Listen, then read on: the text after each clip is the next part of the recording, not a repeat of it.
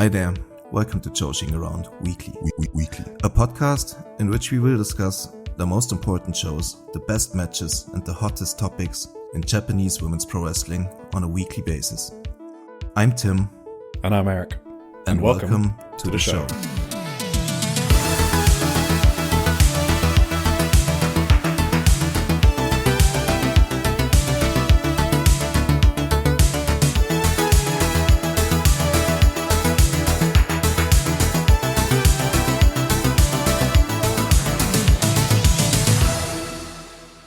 Hello everyone, and welcome to part 2 of Joshi'ing Around Weekly, episode 39. We are part of the Suplex podcast network, a network dedicated to bring you the best coverage from all over the world, including Keeping It Strong Style, the Trish and Sarah Wrestling Podcast, One Nation Radio, Tunnel Talk, All Things Elite, Imps AW Adventure, and Wrestling Art with Chris Stings, and the AEW Match Guide. We also release a Social Suplex newsletter around once a month that gives you in-depth coverage from promotions all over the world, the best coverage in all of wrestling media, and you can find it on socialsuplex.com. If you have any questions for our podcast, you can join the Social Suplex Discord where you can find Eric and me.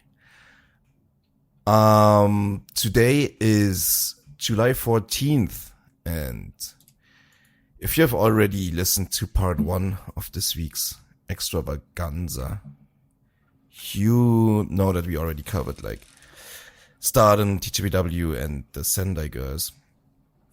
But today we are gonna do all the rest. Shupro released earlier. We're gonna have a big Shupro section, I guess. There's a lot in there.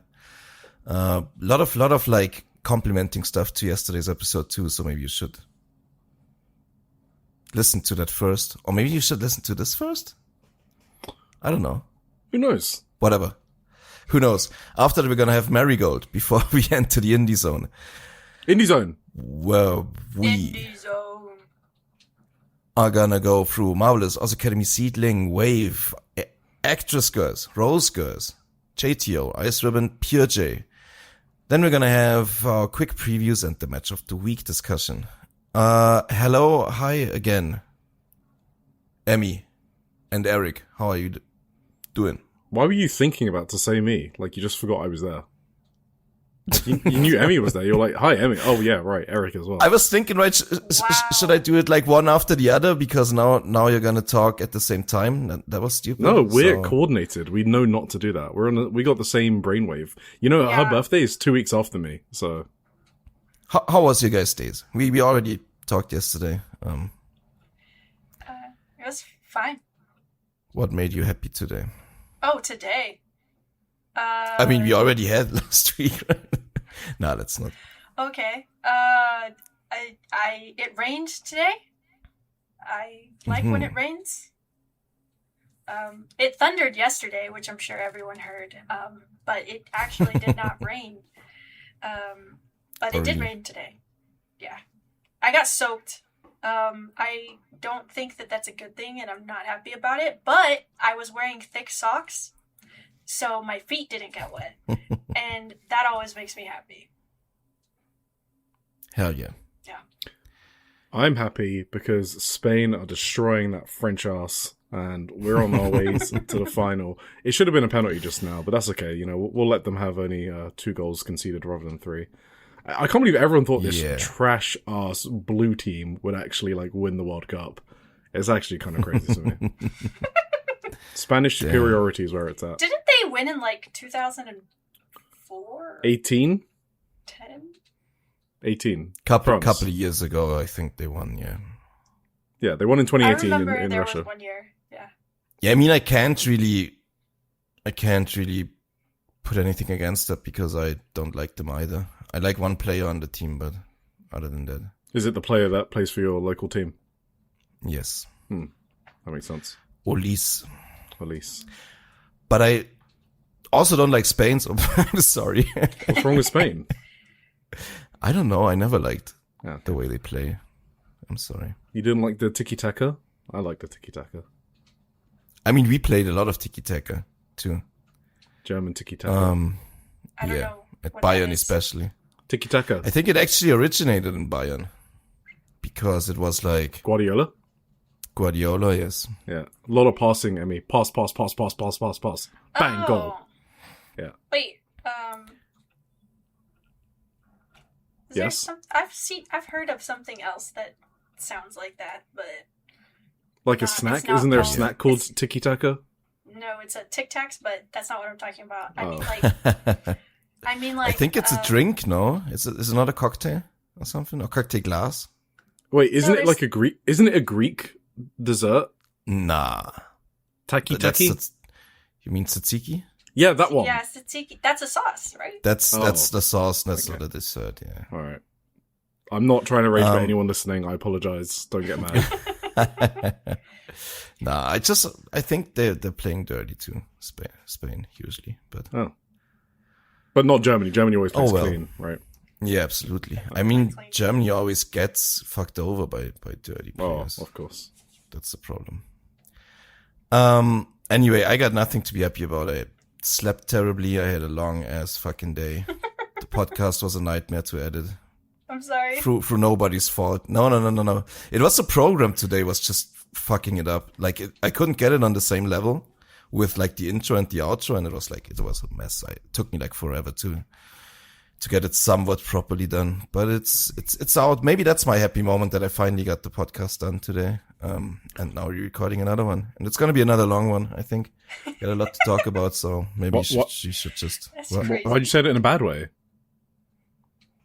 I mean, it's already 11 p.m. for me, so Yeah, but why is that a bad thing? You get to talk about I wrestling. slept like 4 hours. Yeah, that's. You don't let's like talk Were talking you able wrestling to with me, nap? Tim? Of course, I like it. Yeah, did you Just nap? not like till 2 a.m. I did Oh, okay, like- you're fine then. You're, All right, yeah, well, you're fine. a little bit. you're good. Let's get into Shupro. Okay, how about that? We'll do that for you. Let's do it. All right, okay. You know what issue number it is, Tim? It's 2419. Do you know who the front cover was, Tim? 2419 Sendai Girls Pro Wrestling. Oh, you say that as if you knew. I do. Oh, Is it okay. really 2419? Yeah, why? What's 2419? Is that a special number? That's the number of my store that I work at. Really? Oh Yeah. shit! God You just damn. dox yourself. I don't think that's... who could, I mean, that's not dots. I mean, they don't know what store. Yeah, exactly. Yeah. It could be any store. It could be the gun store, for all we know. Yeah. Yeah, so the front cover is Sendai Girls, and obviously that is huge news, meaning-wise. They could have just done the G1 in Chicago, probably, but maybe they didn't send a reporter out there or whatever. But they chose to do the Sendai Girls show, and obviously you don't need it, but if you did need any more proof of the, I guess, groundswell of support that the promotion's getting right now, then this front cover is probably it. You know, this should convince you, like, oh, okay, that this promotion's going places right now.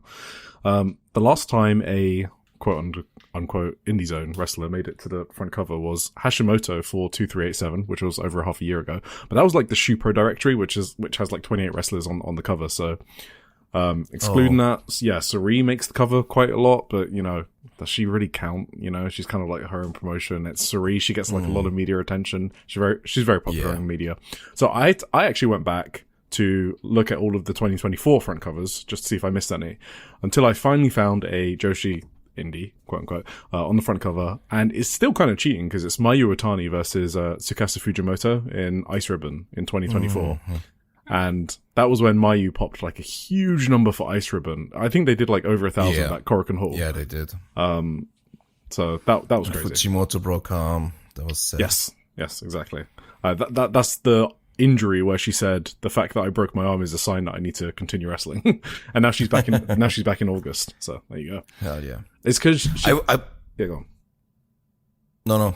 Sorry. Well, I was going to say, because now I can see face cams, and I saw Emmy's puzzled reaction to that. So now I can say, and I can respond better, because I can see your faces. It's because she said that she was basically thinking of retiring, but she can't go out on an injury like that. So she wants to go out in a better way, in a different way. Sorry, Tim, what were you going to say? See how that video cams are useful? Yeah, but now that we're going to add like another hour to the podcast just from those types of interactions. So, go on, Tim, what were you saying? I would have thought the easiest thing to put on the cover was just 5-star Grand Prix, right? All that. Or That's preview. also a big topic. Yeah, exactly. They did the same for the G1 last week, right? They did. So it would have made sense. And they've got 4 interviews, so they could have just picked Yes. one of those people they're doing an interview of. So Yeah. they could have But I'm done glad Momo, they for did it. example. Yeah. For sure. I'm glad they did it for Senjo. Yes. For sure. So yeah, it's been 2 years since we've had a non-Stardom TJPW Marigold cover. That's not like a gimmick directory or Orsary. And yeah, so pretty massive, and good job, Sendai Girls. And to commemorate this huge moment, henceforth shall Sendai Girls ascend from the indie zone, and they will be joining Stardom, TJPW, and Marigold What? in our regular big promotion coverage. Yes, an exclusive announced right here. Senjo are out of the indie zone. What's up? That's amazing. We could swap them for Marigold. Okay, alright, relax, buddy. Okay, Marigold still get, like, decent amount of coverage and covers and interviews, so, not quite. I'm joking. Yeah, I know. I'm joking. This was, Kaze's idea, and it was a very cool idea, and it's probably the only good idea he's had, so, I appreciate that from Kaze. Wow. And also, like, yeah, it's not disparaging to the indie zone as well. Like, that's my baby, that's our baby, but sometimes the babies gotta leave the nest and fly, spread their wings, and she don't belong in the nest anymore. So, all right. Well, before we get on to Sendai Girls coverage, do you want to guess the top 5 Shupro covers in the past 2 years? Name 5 people that you think have been represented the most on the cover of Shupro. For the past how many years? Since the start of 2024. 2024. Saya. No. She is 6th.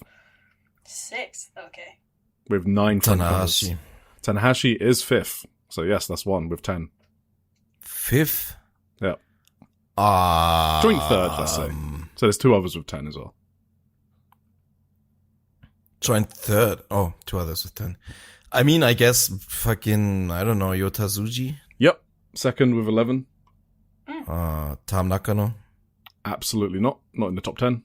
Oh, wow. What? She does have a not. lot though, but not as much as these others. What were they doing? Yeah. Second Yota Tsuji, and then number 1 has to be like Come on. It's easy. Brock Lesnar. Hulk Hogan. Are you serious? They were on the cover a lot last year, right? How can you guess Yota Tsuji but not who's actually first? His unit mate? Yeah, Naito. Yeah, Naito destroys Naito. the covers. God. He has 14 and Oh. Tsuji has 11. And Tsuji only has as many as he does because he's part of LIJ, Naito's unit, and he got I put on the can't cover with believe I Naito. forgot Naito. Okay. So yeah, Naito, Tsuji, Tanahashi, and then there's 2 more. You might not guess them, just have 1 more guess each. Ozawa. Yes. So now there's 1 left. Whoa. That was gonna be my guess, but I couldn't remember his name. I'll give you No. him. Same promotion as Azawa. Come Come on, Tim. Marufuji? No. Keno? No. Is it Shin Skywalker? No. I don't know if they're No, is it, what's the NXT guy called? Oh. God, how are you naming everyone except this guy? I mean, I already said Naito. Wait, is it the Good Brothers? Is it Hank and Tank? Is it evil? I actually can't tell if Tim's doing a bit. It's Kaito Kiyomiya. Alright, let's move on. Oh. Poor Kaito. Poor Kaito. Alright, Sendai Girls. There is a lot here. There's an article about the history of Senjo, including quotes from Jinsei Shinzaki, who was the original president in 2006. I'm going to skip over a lot of that because, just use Wikipedia, Google, it's 2026. There is an interview with Maiko Satomura, which I think is interesting. So there is a bit of a history lesson, but it's interesting history. She said it was the Great Earthquake in 2011 where she decided to go independent and split from Shinzaki, and she got a truck license just so she didn't have to hire anyone, and she would drive between Tokyo and Sendai herself. So she's a bit crazy. She says that there's been 2 flashpoints in Senjo history. One is the earthquake, and the other is people leaving or joining, and she points out Sachiko Sendai, who I don't know. Tim, I don't know if you know that person. That is before my time. So her retiring to get married, and it could be him, for all I know. I mean, Sendai Girls, I'm assuming it's a woman, so we'll see. And Chihiro Hashimoto joining was obviously the other flashpoint. And she said it took Hashimoto like 5 years until Maiko felt that Hashimoto was ready to be the face of the promotion. She said that she dropped the title to Hashimoto the first time because she was, not because she was ready, but because Maiko needed to step back and do some stuff in the UK, basically take the WWE offer that she got. And the reason she wanted to take the WWE offer is because Senjo wasn't doing well financially, and she basically had to cut her executive pay. And, in order to sustain herself, she needed a WWE offer. And her cutting her executive pay in Sendai Girls actually meant that they didn't have to cut the wages of any of the other staff. So that's why she took the WWE offer. So, yeah, fed good, apparently, guys. You heard it. No, she's good. Yeah, she's a good boss. She's a good boss. She is a good boss. She said she was prepared to be hated for leaving her wrestlers during the pandemic, but that sometimes it's good to feel that frustration. Yeah, that's kind of what Maiko's like. She's like the nicest but meanest woman in wrestling. Like, she's so warm and friendly, like when you see her talk, but she's so like brutally direct. She's one of those people that prefer you to learn by like putting your feet to the fire sort of thing, I guess. Yeah. She talks about how important it is to have freelance wrestlers come in to the promotion to teach things and changing the dynamic of the shows, which we've spoken about a lot. Says that they now have 10 contracted wrestlers, but she wants 2 more. With Hyperactive, that is 12. So I'm assuming this interview was done before she could announce that, and maybe now she's done. I don't know. She said that she doesn't like having a massive group, and she says the reason is because it makes it harder to closely monitor everyone. So that is the type of person she is. She likes to keep an eye on everyone. She says that she's still a young business owner. And that she meets a lot of old men who are in their 70s and 80s, and they say very harsh things to her, but she's still having a lot of fun, knowing one day she will be in their shoes. Yeah. Fuck them. She says the main challenge of Sendai Girls right now, can you guess what it is? What do you think the main problem with Sendai Girls right now is? Get one guess each. Logistics. What are you going with, Emmy? I got nothing. Good. Okay, good. So she says the main challenge is Hashimoto being too good. I read that. I didn't know she said it was the biggest challenge. Yeah, she said the main challenge now. There's no main rival for Hashimoto. And she said that when Mika Iwata debuted, she never thought Iwata would become as strong as she is. And, This felt kind of stupid to me. Yeah, I know. Yeah, and she never thought Iwata would become as strong as she is. And same about Yurika Oka, but she will try to scout some top-level athletes across Japan to challenge Hashimoto. And I'm like, does she know she could just let Mika Iwata beat Hashimoto for the title one day? Like, is she aware that that's an option? It kind of explains like the issues with the booking. Yes. In terms of she thinks way too high. Well, I mean, Hashimoto's fucking incredible, but she doesn't think highly enough of the people beneath Hashimoto, basically. Yes. Yeah. She literally names Mika Iwata right after. If you just didn't book her to shit constantly, then Mika Iwata would be a strong contender for her, but she just doesn't think she's on that level. That's why she books her like that. That's pretty much it, right? That's crazy, though. Just look at her. I know. Just look at her. She said her goal is for Senjo to become the number 1 women's promotion in Japan. And we've heard this before because I think Hashimoto's literally said, maybe it was at one of their Korakuens, but she basically said she wants to compete with Stardom. So I think we've known that for a while. Mm-hmm. Yes, and that's a good segue to talk about Chihiro Hashimoto's interview in this same issue. So she said that she's responsible for teaching young kids that join them how to live their lives.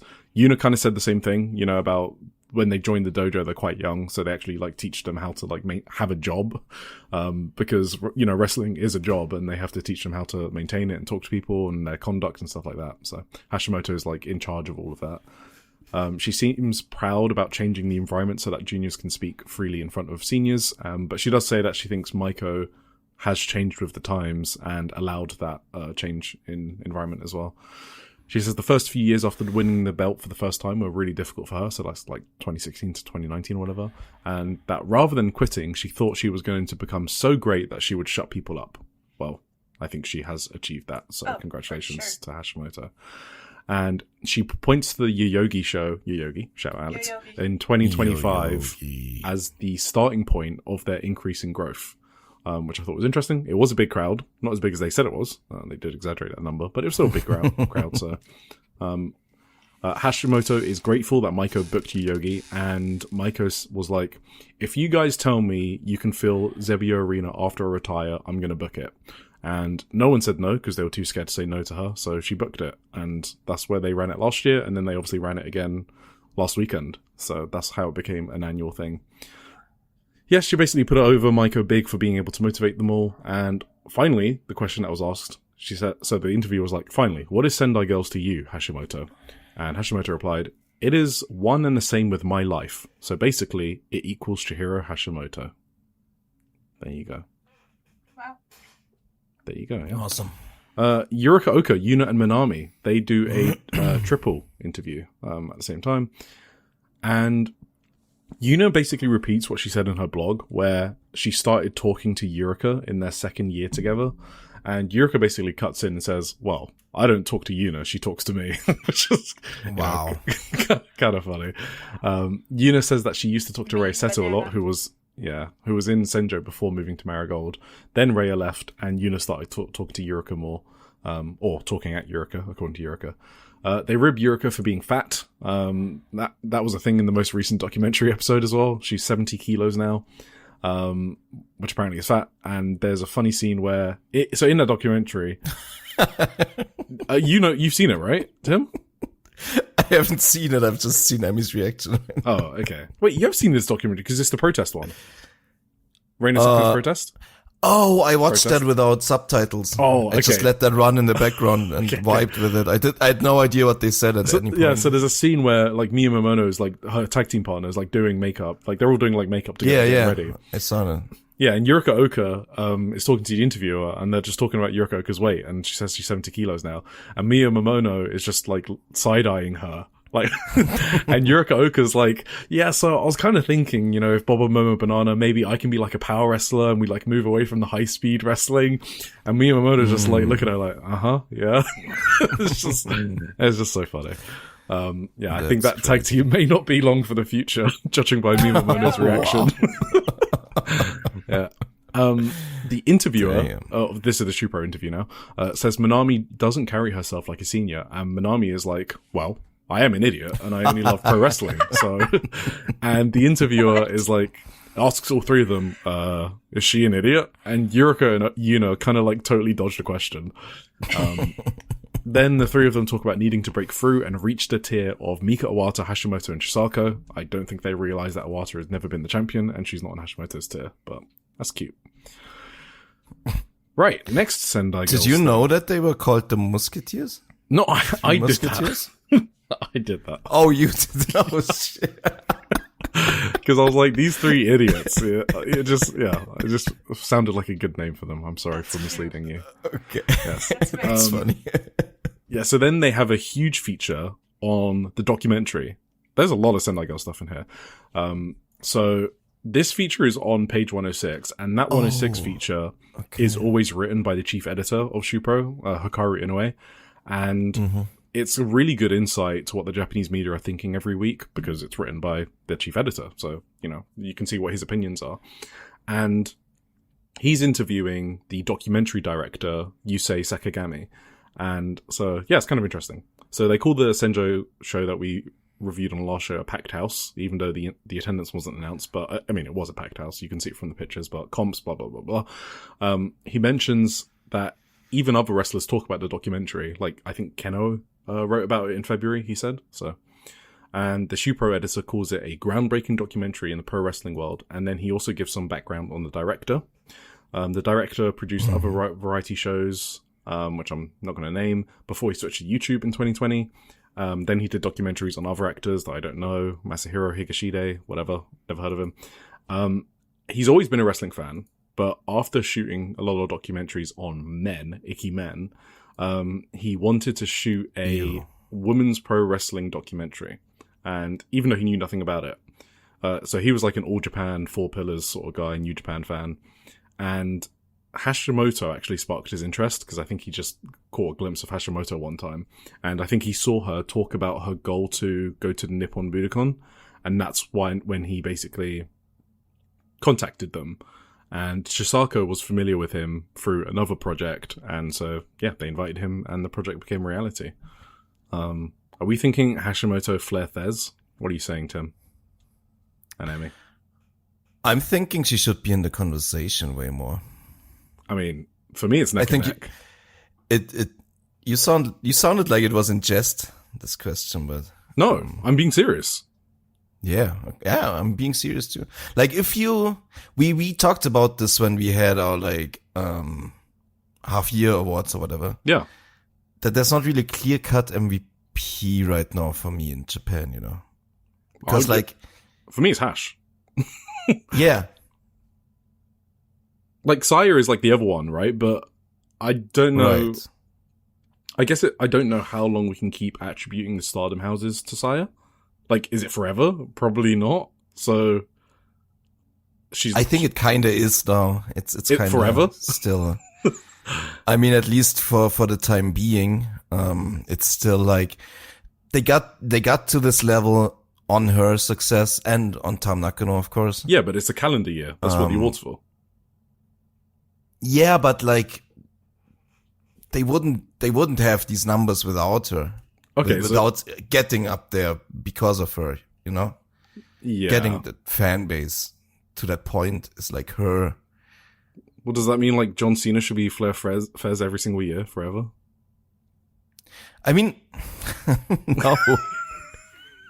The business is only part of it, right? Yeah, I know. Yeah. John Cena would have to not fucking suck in the ring. Yeah.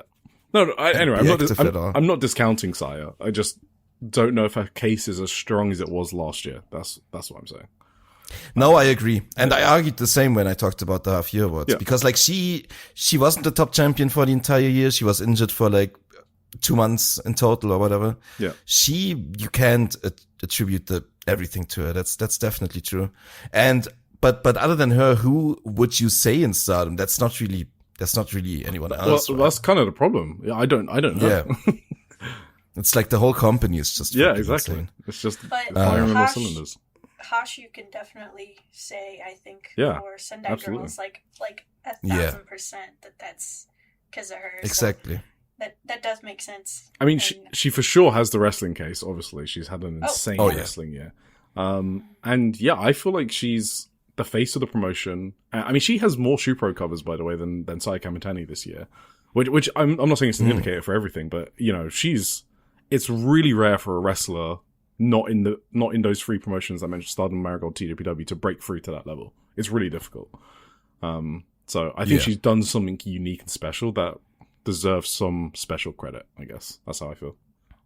Yes. Anyway, so what else have we got in here from this documentary guy? He says he doesn't like to stage or exaggerate things and never instructs the wrestlers. He goes to Sendai, doesn't overthink, and just capture things as they happen. That's exactly how the documentary comes across as well. He says he was told Mika Iwata would hate her private life being shown, so he needed to be careful. But eventually, she started to open up. And he also noticed that Yuna has started coming to the dojo with her makeup already done because of the documentary. Because he's just standing there in the mornings, like outside the dojo, and she gets filmed. So she realized that she needed to go there in makeup. Yeah, because she used to like cover her face with no makeup before. So, Gotcha. What else we got? No, I think that's pretty much it. We know there were some crazy insights into Mika Iwata's life. If she hated it at the start, that is funny. Can you give us? Yeah, he literally like followed her into like her tanning bed session and stuff like that, and like to restaurants, eating, slurping her ramen and everything, and she was totally fine with it. I don't know. Damn. It was cool. Let's go, Mika. Let's go, Emmy's wife. Yeah, that's why I'm not in it, by the way. That's why you're not in it? Because she's private, right? She doesn't want to show you. Oh, off. right. Yeah, no, that makes sense. Yeah, exactly. All right, should we finish off Sendai Girls with previews for next week? What are we going to be talking about? So they're in Nagata on the 18th of July.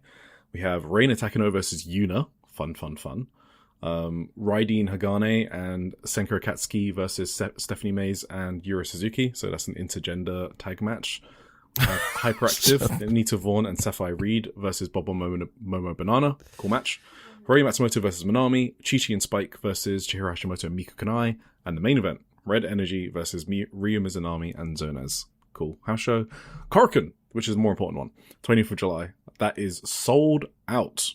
I think it means sold out with it's probably like 1,400 plus easily, which is still like an incredible number. Absolutely. Like, insane, to be honest. Companies of this size shouldn't be doing that house at Korakuen. They just shouldn't. 6 days out, like, what? Yeah, with no card announced. It's crazy. It's funny. Like, that's why, how can you have to give... I don't know. I'm just going to vote Hashimoto. I actually don't care. I don't even care anymore. Let's go. Yeah. Miku Kanai and Yura Suzuki versus Reina Takano and Saira. So Saira is popping up a lot more, obviously, in Sendai Girls. She's the Uptown rookie. Her hometown is Sendai. And, she did a Sendai trial when she was young. Sense. No, she used to join the Sendai Girls Pro Wrestling Circle, which is like their classes for like younger kids and stuff like that. So she used to go to those. So that's why she's doing these shows. I think she probably wants to join Sendai Girls at some point as well, if she wants to transition into wrestling from parkour. Yeah. And it makes sense. So Hiroyu Matsumoto versus Shin Sakura Hirota. Okay. Manami versus Senka. Okay. Aja Kong, Anita Vaughn, and Sapphire Reed versus Miya Momono, Stephanie Mays, and Yurika Oka.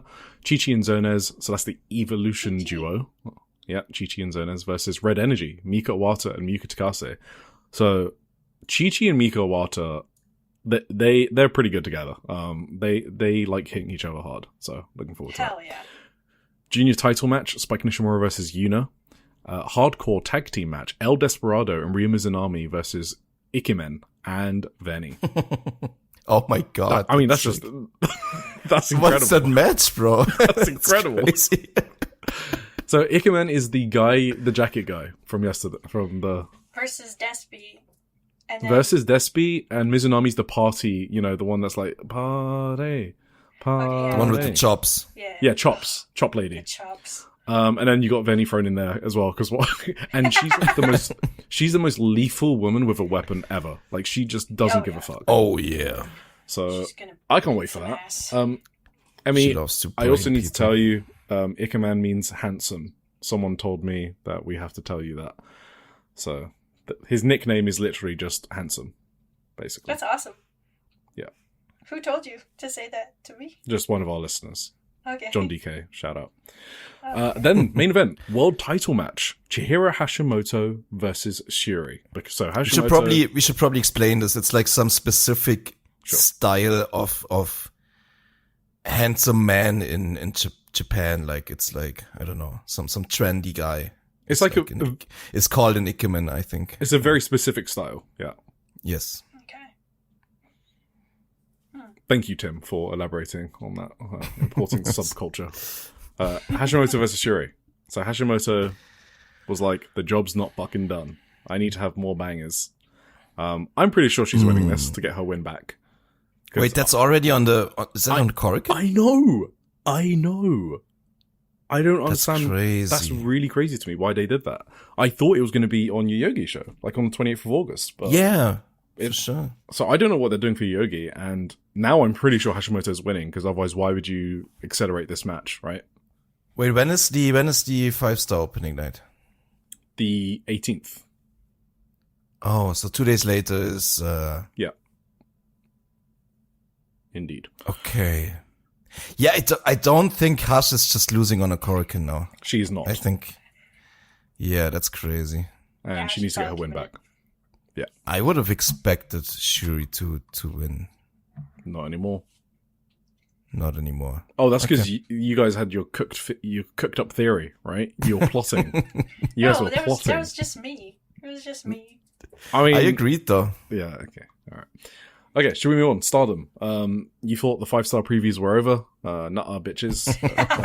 There's 4 interviews here. Let's just rattle through them. Miyu Amasaki. Yeah. She points out that certain blocks perform on certain nights, so they feel that it's really important to go out on every single night, so that fans leave with a good impression despite not being able to get to see their favourites perform, because not everyone performs on every single night, which is not the case on house shows normally, where they have everyone on the card. She puts her money on Rina to make it out the Red Stars block and points out their history with the future title, blah, blah, blah. Talks about Utami. Miyu says that she used to watch Utami's matches in Marigold and says that she thought Utami was quite guarded since returning, which is something we noticed. But since the Suzu title match, Stardom Utami has returned back, so she's opened up a bit more, is what Miyu Amasaki thinks. She said that all her family and friends will be at the Kyoto 5-star show. It's during the Obon festival, and the show is the day before the Daimonji bonfire, so everyone is in their hometowns the day before. And so they are definitely selling that bitch out. I mean, that is going to be a packed house in Kyoto. And then she said that she got injured halfway through last year's tournament with a knee injury. I don't remember if I remember that. Maybe I remember it. I don't think I do. No, I don't think I do. But she still finished the tournament, and she said that injuries during the tournament are common because everyone pushes so hard. Oh, she finished. Maybe we just didn't even know. Yeah, that's why I think we didn't know. Yeah, no. Maybe. Momo Watanabe. So Momo said she was surprised by This how many... Cool. Yeah, how many piece of trash fans were cheering for her when she returned. She said that her knee is still 70 to 80%. And last year, she said she competed the entire tournament while having injuries and still won. And now she's had surgery and healed. So she wants to win again and become the first ever back-to-back winner. She obviously spoke about Saya Kamitani. She said that the misfires are Saya's fault for not being able to dodge and calls her weak again. And said that they've barely spoken to each other and they aren't even seconding for each other. So they're not at ringside for each other, which I didn't notice, actually. I probably should have noticed that, and I didn't. I did. Yeah, I only noticed that Azusa and like when I pointed out, right, like Azusa and was it Raka were seconding for Konami? That's one time, yeah. Anyway, I always kind of like tried to spot who was seconding who for hate matches specifically. So yeah, I kind of noticed that. I mean, I expected Momo to never go out with Kamitani. Yeah, makes sense. That never happened. Yeah. The interviewer says, "Hey, how do you feel about Saya Kamitani's success?" And Momo bursts out laughing and goes, "Success? That girl went and dropped the red belt, Lamau. Not only that, she also went and lost to a crap rookie like Sayaka Kurara." So that is Momo's feelings on that. The interviewer asked her if anything left an impression on her while she was away. Momo says, "Well, while I was gone, as many as 3 pieces of trash went and joined the promotion." And she's referring to Fuwa-chan, Maki Ito, and Utami Hayashishita. Momo thinks that Stardom let people into the promotion too easily. The interviewer asks her about Utami and being in Queen's Quest when Momo was the leader of Queen's Quest. And Momo is like, are people really still talking about that shit from that far back? She's sick of hearing about Queen's Quest and is glad it's gone. The interviewer asks about Fuwa-chan. And Momo says, I cannot lose to people who mess around like that. The interviewer asks about Maki.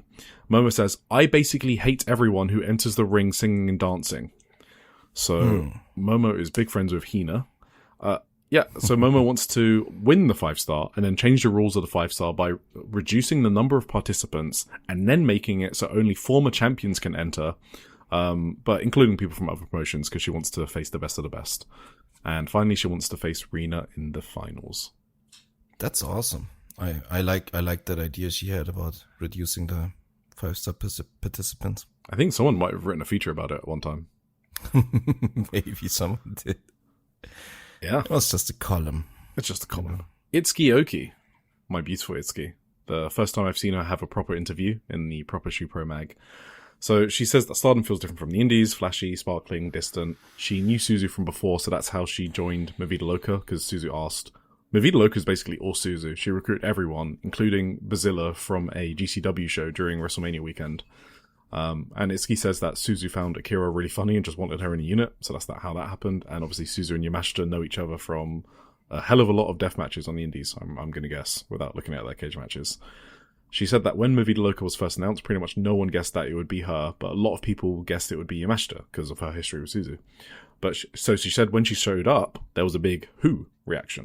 I remember watching it live, and I was marking out in some chat going, "Oh my god, it's fucking Itsuki!" And people were like, "Huh?" And it made me happy knowing that she was joining and going places. I remember being like, "Huh?" Yes, yeah, exactly, yeah. Because that was before we did our podcast, right? Yeah, that was last conversion. Couple of months. Yeah, it was conversion last year. She says that she's most excited to face Natsuko Tora because she had fun facing her for the titles last year. Great match, by the way. And she feels that over the past year, she has changed the reactions around her, and now people seem excited to see her every time. I agree, Itsuki. And she says she doesn't want to have bad matches because she represents Ikuto Hidaka from Shawn Capture and Wave as its champion. And then she ends the interview on a Yoroshiku onegai shimasu. There you go. Damn. Maki Okay. Ito. Yes, so Maki is basically recapping her past 6 months since joining, and specifically points out the Hanan match. And she said that she showed the fans that she isn't just a comedy wrestler. So I did find that interesting that she went into that Hanan match at the Cinderella tournament with the intention of showing people she can wrestle. So it was a good match. So anyway, I thought that was an interesting tidbit. She says the company has no choice but to push her, and that's why she's in the 5-star, because when you push Maki, the business moves, and it generates cold, hard cash. Her first time in a round robin, because the Tokyo Princess Cup is single elimination, she hints at bringing out a GCW-style pizza cutter in her match against Rini Yamashita, because they have history in GCW. She's excited about facing Utami, wants to face Saya in the finals. The interviewer asks her if she wants to be on TV like Saya Kamitani, and Maki gets annoyed at the interviewer. Instead, it plugs her radio show. And she jokes about retiring if she's recognized as an official unit, because that's her main goal. And you can stop what you're Wait, thinking. what? Huh? She says she's gonna retire when she's. I said she recognized as a- jokes about retiring. Oh, okay. You already know what some people listening are thinking. She They're doesn't like, think "God, it's please." gonna happen, or what? Like, That's like her life mission, I guess. So it's like a turn of phrase. Like, if I get my Yeah. life goal, I can call it a day. But she's joking.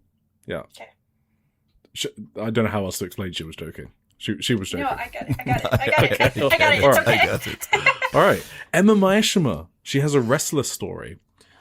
This is a biggie because wrestler stories are always long. Didn't read this one. Because they go through the entire background. So I might take some time with this. What did I have budgeted? You're looking at the agenda. Did I say 1 hour for Shupro? Yeah. All right, we're doing good. Okay. We don't need to. We don't need to do this? You don't want to know about Emma Maeshima? Spend a full hour. No, it's okay. Please do it. Did you guys hear that? Take your time. Take your time. All you Emma fans, Tim does not care about Emma Maeshima's background. Wow. That's all right. Well, That's I'll tell you about it anyway. So she when she was in primary school. Oh, so she's the middle of 3 sisters, and that's why she grew up very competitive. She always used to compete with her younger sister and older sister. When she was in primary school, her dad introduced her to wrestling, as most of these wrestler stories go. It's the parent showing the kids some wrestling. And of course, it was Dragon Gate. So she's another Stardom wrestler who grew up watching Dragon Gate. She was captivated by the speed exchanges in the ring, the famous Dragon Gate style that the current Stardom has adopted and refined, all the way from its in-ring style to the unit-based storytelling that they've forgotten how to do in Dragon Gate. And her first love was Dragon Kid, understandable, but then she fell in love with Aita, and he's in Noah now. But yeah, that was like her favorite for like 10 years. When she was in high school one day, this must be like 2015 to 2020, I figured out, because she's born in like 2003. She basically said she found Stardom. Yeah, high school was like 12 to 18, I can see from your face, Emmy. Oh. Yeah, so figure that out. 2003 plus 12 is 2015. Yeah, thank you very much. So she was captured by Azumi and Rina. And she said that she was shocked but that 2 girls her own age were in the ring wrestling. Well, Rina's 2 years younger than Emma Maeshima, but anyway. And she decided that after watching Azumi and Rina that she would become a wrestler. And obviously that's why she later debuted against Azumi and then joined Neo Genesis, because Azumi's basically her idol. She had been active and did like exercise, unlike Itsuki and Senka Akatsuki when they started out. But she didn't do any sports in school, and so her parents weren't really in favor of her dream to become a wrestler. So Emma's dad gets a really cool idea, and he's like, "Hey, why don't you join the Self-Defense Force, which is like Japan's army?" It's not really an army because it's meant to be for defense only, so they're not allowed like offensive weapons, and they're not allowed to deploy, and they have to fight alongside allies, stuff like that. Anyway, the dad says it's a good opportunity to get money, but also train her body for wrestling. And then Emma got convinced to do it. And yeah, so she literally joined the self-defense forces just so she could become a wrestler, or because she thought it could help her. They talk a lot about the day-to-day of the self-defense force. It's kind of grueling. Not going to go through all of it. Just imagine a really difficult, I guess, army military life. They trained in the mountains, and they'd have to like live there for 2 or 3 days, or sometimes a week. They couldn't get any proper sleep. They weren't allowed to take a bath. They had to like dig holes and keep moving under the assumption that like an attack was being launched and how to defend themselves. So yeah, it was quite difficult, especially with like back-to-back chores and stuff like that. She also needed like permission to go out, so it felt kind of restricting, but she would still watch Eita's title matches sneakily. She said that she gets told that she has a poker face, but it's because she has ingrained in her that she can't show a pained expression even when she's suffering, from her days in the self-defense forces, which kind of explains a lot why she struggled opening up in like her early wrestling career. Like it took her quite a while compared to like Kikyo and stuff like that. So that's true. All right. Let's move on to her Stardom stuff. It says it took her 14 months to make her debut since becoming a trainee, and she felt like she was getting left behind. Then she finally debuted against her idol Izumi, which I just mentioned. We have some insight into the naming process. Taro Okada basically gives her a bunch of different options of names. She always wanted to be a high-speed wrestler, which we know, and now we know it's inspired by her Dragon Gate love. So she wanted a name that represented the fluttering around the ring at high speed. So that kanji is actually the same one as that's in Maika's name. So it's the Mai in Maika, but she didn't want to use the same kanji, just because, she wanted to be respectful. So they picked a kind of rarer form of the kanji that had the same reading and the same meaning. And I kind of went down a rabbit hole, and I found out that you can't use this as a legal name because it's like not on the accepted list of kanji because it's one of those rarer forms, but it's very common for wrestlers to have like wacky kanji for stage names. And yeah, there you go. You're welcome for the nerd language segment, John DK. And the gun pose she does is because of her time in the self-defense forces. I mean, obviously, she said that she was very good at shooting, but they taught her not to point the muzzle at others, so that's why she points the gun to herself, because that's practical, I suppose. She says she has a deep rivalry with Kikyo. Yeah. And she said that she saw many people, including host of Joshi'ing Around Weekly Tim, predicting that Akira or Yurihima would win the Rookie of the Year tournament. So she wanted to prove people wrong, and that's why she won that tournament. She says that finally that she's not a Gyaru. So Gyaru is like a subculture that Neo Genesis is based on, her unit. But so she was worried she wouldn't fit in, but Neo Genesis said it would be fine. And then one for Emmy. Really? What? I guess from the Akira a little bit, right? Yeah, I mean, that's the whole thing, right? That's why they do the pose. The finger pose is literally Gyaru pose. like the crazy makeup, like the really dark tan and the crazy hair and stuff? That's not really what they... Were you present for Starlight Kid's makeup tutorial? Do you know how much that girl spends on makeup? Yeah, but she doesn't do the makeup style of a Gyaru. No, but it's like influenced. That is the whole thing. That's the pose. The finger pose. I guess. The pose, yeah. Yeah, the pose is true. But... Yes, yeah, exactly. Okay. I mean, Google Gyaru, like, that's okay, they're not literally Gyarus, okay? All right. Okay. All right. Emmy. Yes. Emma says, I'm grateful that they let me do things my way. Actually, I've never dyed my hair even once in my life. I hate the idea of damaging my hair, but maybe I'll dye it in the future if I ever feel like it. Can you give some tips to Emma on how to dye her hair without damaging it? Yeah. Pick bleach that doesn't, that's like at a lower, what do you call it? Not bleach. The developer, lower level pH? developer, like 20 instead of like 30 or 40, because 30 or 40 makes your hair brittle, especially if you're not paying attention and you keep it in for too long. Because it like lightens it faster, so you have to work faster so that it doesn't damage your hair. But you can still like fix those things by like making sure that you deep condition your hair and all those different things afterwards to keep it healthy and maintain it. But otherwise, I mean, it's fine either way. Awesome. If she doesn't want to dye her hair, she doesn't have to. You know? Also, it's like hair, right? It's what? It's like hair, right? It's not forever damaged. You can, if it's fucked, you just cut it off, and the one that grows back is new hair, and that's no longer damaged, right? So Yes. Mm-hmm. All right, there you go. So what's she so precious about? Yeah, don't be so scared, Emma. Yeah. Finally, Yuki Arai. Let's not forget TGPW. Just a PSA. I do feel bad we only needed 10 minutes on that upcoming tournament, but I do not have a lot to say because it was a random draw, and I think that Yuki Arai should beat whoever comes through as the finalist. So it doesn't even matter to me who makes the finals. I want Yuki Arai to hold the title for 1,000 days, and I'm being dead serious. Until Arisu Endo or Suzume can win, take it off her after that. I am perfectly content with my Yuki Arai Princess of Princess champion. So that is why I don't have many opinions on the Tokyo Princess Cup. Last year, the Mio Watanabe Shoko Nakajima semi-final was literally my number 2 match of the year. So very much looking forward to the matches. Don't have any opinions on who's winning going through. So that's why I didn't talk much about it. You don't even have a prediction? I honestly don't. Me neither. Yeah, they could go any direction. I feel like it's too early to go with someone like Arisu or Suzume because I don't want them to burn that matchup with Yuki Arai. So I guess it's but someone. It would be a cool feather in like Arisu's cap or something, you know. It would, yeah. So who's big enough that like Shoko Nakajima maybe or Rika Tatsumi, someone like that, right? Someone she can easily beat. That's like a veteran or something like that. That's what I'm thinking. So Yuki Arai had an interview and.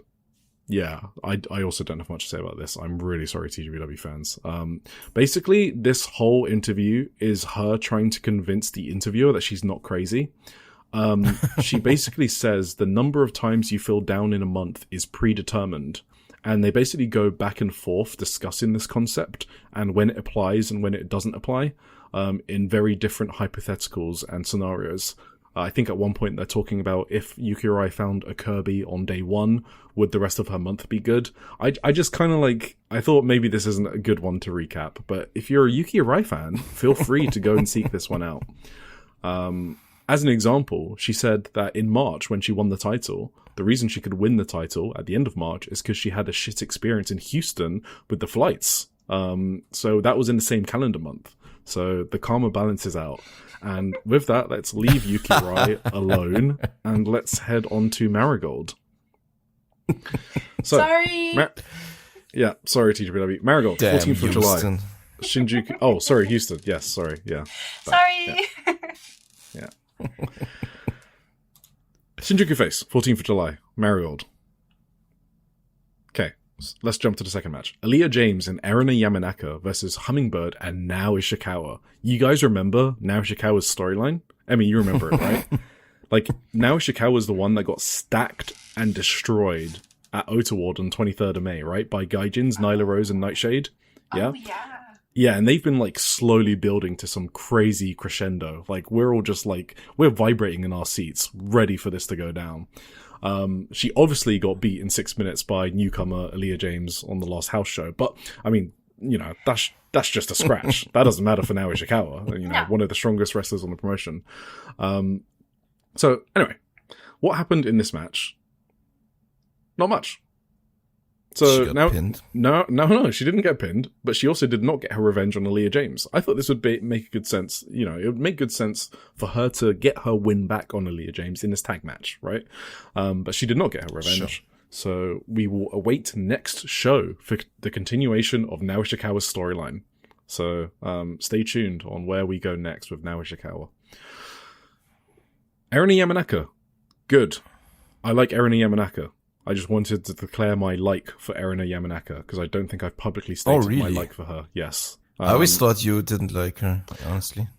That's why he's publicly saying it. Exactly, yes. I don't know when she turned me around. Maybe it's when she stopped doing the corkscrew splash and landing on people's teeth and breaking their mouths. No, I think she's fun. She's fun to watch. I'm not saying she's like my favorite wrestler, but I think she's good. She's a good like pro wrestler, basically, is all I'm saying. I actually think she did the opposite to me. Oh, you've soured on her.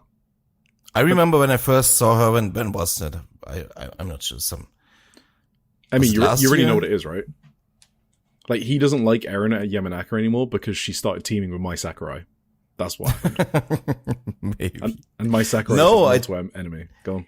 I just thought the first time I saw her, she looked quite impressive. Like, she did some crazy suplex shit that I've never really seen before. Like she did some unique suplex that I haven't seen before, I think. Yeah. And she did some crazy shit. And then I thought, hey, this is pretty impressive. But then, like, the more I watched her, the more I realized that she's just like, she's doing a lot of stuff that looks impressive, but she has like I think she's really lacking something in like the fundamentals. And then she's often looks really like kind of iffy, kind of unsafe with some of her stuff she's doing and kind of out of control. So I kind of saw it in her. I don't know. Yes. So I do not disagree with what you're saying. I don't think she's like an amazing pro wrestler, but I just think she's better than, I guess, Hummingbird, which is my comparison point. Like, she's not in the Hummingbird Shoko Koshino category. You know what I mean? Yeah, no, obviously not. Yeah, so she's like a good mid-carder in Marigold, I guess is what I'm saying. Sure. This was actually a well-worked tag. Like, I actually ended up enjoying myself, and I actually ended up thinking it was my match of the night, which will maybe drive some Marigold fans crazy. That the second match of the night was my match of the night. So, Mai Sakurai, Natsumi Shizuki versus Misa Matsui and Nagisa Nozaki. So they're obviously building to the trios title at the Ota Ward on 9th of August. So this ended up with Levi on Rose, so that's Mai Sakurai and Natsumi Shizuki, getting disqualified because they used chairs on Darkness Revolution, even though Darkness Revolution used the chairs first, but the referee didn't see the heels use it, but he did see the babyfaces use it. So he disqualified the babyfaces because they were stupid enough to do it in front of the referee. Whatever. It was just a preview for the trios titles. Let's move on. Intermission. Suri and Chi-Chi will be on the Marigold Korakuen show on the 30th of July. Chi-Chi and Suri. And Suri. And Suri. Suri's coming back in to Marigold, yeah. That's crazy. Is she gonna be in the Dreamstar? No way. I don't think so. Because Chi-Chi's in the Dreamstar, so that's probably good enough for them. Okay. Yeah. Komomo came out saying she wants some of that Barbie ass, so that's cool. Because obviously Chi-Chi beat Komomo on the house show, so now Komomo wants to get her win back. We'll see if she actually does it. Yeah, cool, very good. Outsider storyline in Japan equals good. Bookers, take note, 100% success rate. We had Isami Kodaka versus Megaton for the Independent World Junior Heavyweight title. So Isami Kodaka is a deathmatch wrestler. So he had the most obvious blade job in history. Like, you could see him go into his wristband and take out the blade and start poking himself in the forehead. So, doing a blade job for Megaton, why not? This had obviously a lot of heat because Megaton is literally the most over wrestler in the entire company. And she won with a roll-up with the whole crowd chanting her name. Go. In this match? Yeah, she beat Isami Kodaka, yeah. Wow. She defended her title. Maybe this is like part of her story with like, you remember when fucking Dump busted her open with a fork? Yeah. Oh yeah, I think there was a fork in this match. You're right. Yeah, maybe that's part of her like toughening up or whatever Dump said to her she needs to do. Oh shit. Maybe. Wait, is this actually like Cinema Pro Wrestling? Yeah, because Isami Kodaka had a fork and he was going to open up, like, I don't even know who it was. I think it was a trainee or something. I actually don't recognize who that was. Sorry, someone tell me who it was. He was going to open her up on the forehead, and then Megaton saved her, and then Megaton grabbed the fork and then opened up Kodaka. That's the same fork she got fucked over with by Dump. You're right. All right. Hell yeah. We have to hand it over to Rossi out here. He knows what he's fucking doing. I don't think so. Long-term, you don't think it's long-term story? No, I think telling? he stole that from Hangman Page. Ah, you think he's a Hangman fan? That's quite possible. A second storyline has hit the Marigold. It has, yes. Wow, what is this? Wow. I'm unfamiliar with this. Miko Ono versus Yuka Yamazaki in a singles match. Always been a big Yuka guy, but this was just a solid match. Don't have much to say about it. It was quite short. The fact that Miku won with a running lariat kind of tells you everything you need to know about this match, I guess. Twin Star title in the main event. Chiaki and Ryoseto trying to take the titles off of Twin Tower, Chikugoto and Kuoki Amare. Right, so, Gotchka, also very good. But I think I don't need to announce that one because everyone knows I like Chikugoto. Darkness Revolution cheat. They use a chair behind the ref's back. They Pillmanize Koki's bad knee. Rhea tries to pin Koki, and Rhea picks the champion's head off the mat. What? Okay. Why? This isn't a bit. This is a stupid. Stop doing this in title matches, please. I'd never want to see it ever again. And I love Rhea Seto. Just why? Oh my god. She hasn't won a title before in her career. She's never won a title. Like, this is your big win. Why are you picking her head off the mat? This actually ruined the match for me, and I was just taken out. So I got really mad I got mad at this spot. Even though I love you, Rhea Seto, yeah. And then Koki Amore won with the Amethyst Butterfly for the win. Yeah, so Tim doesn't normally see me on camera. When I raise my voice, this is how animated I get about things. Yes. So Rhea I didn't watch you this time either, so don't. Oh, excellent, thank you. Rhea Seto took the pin as we foretold weeks ago.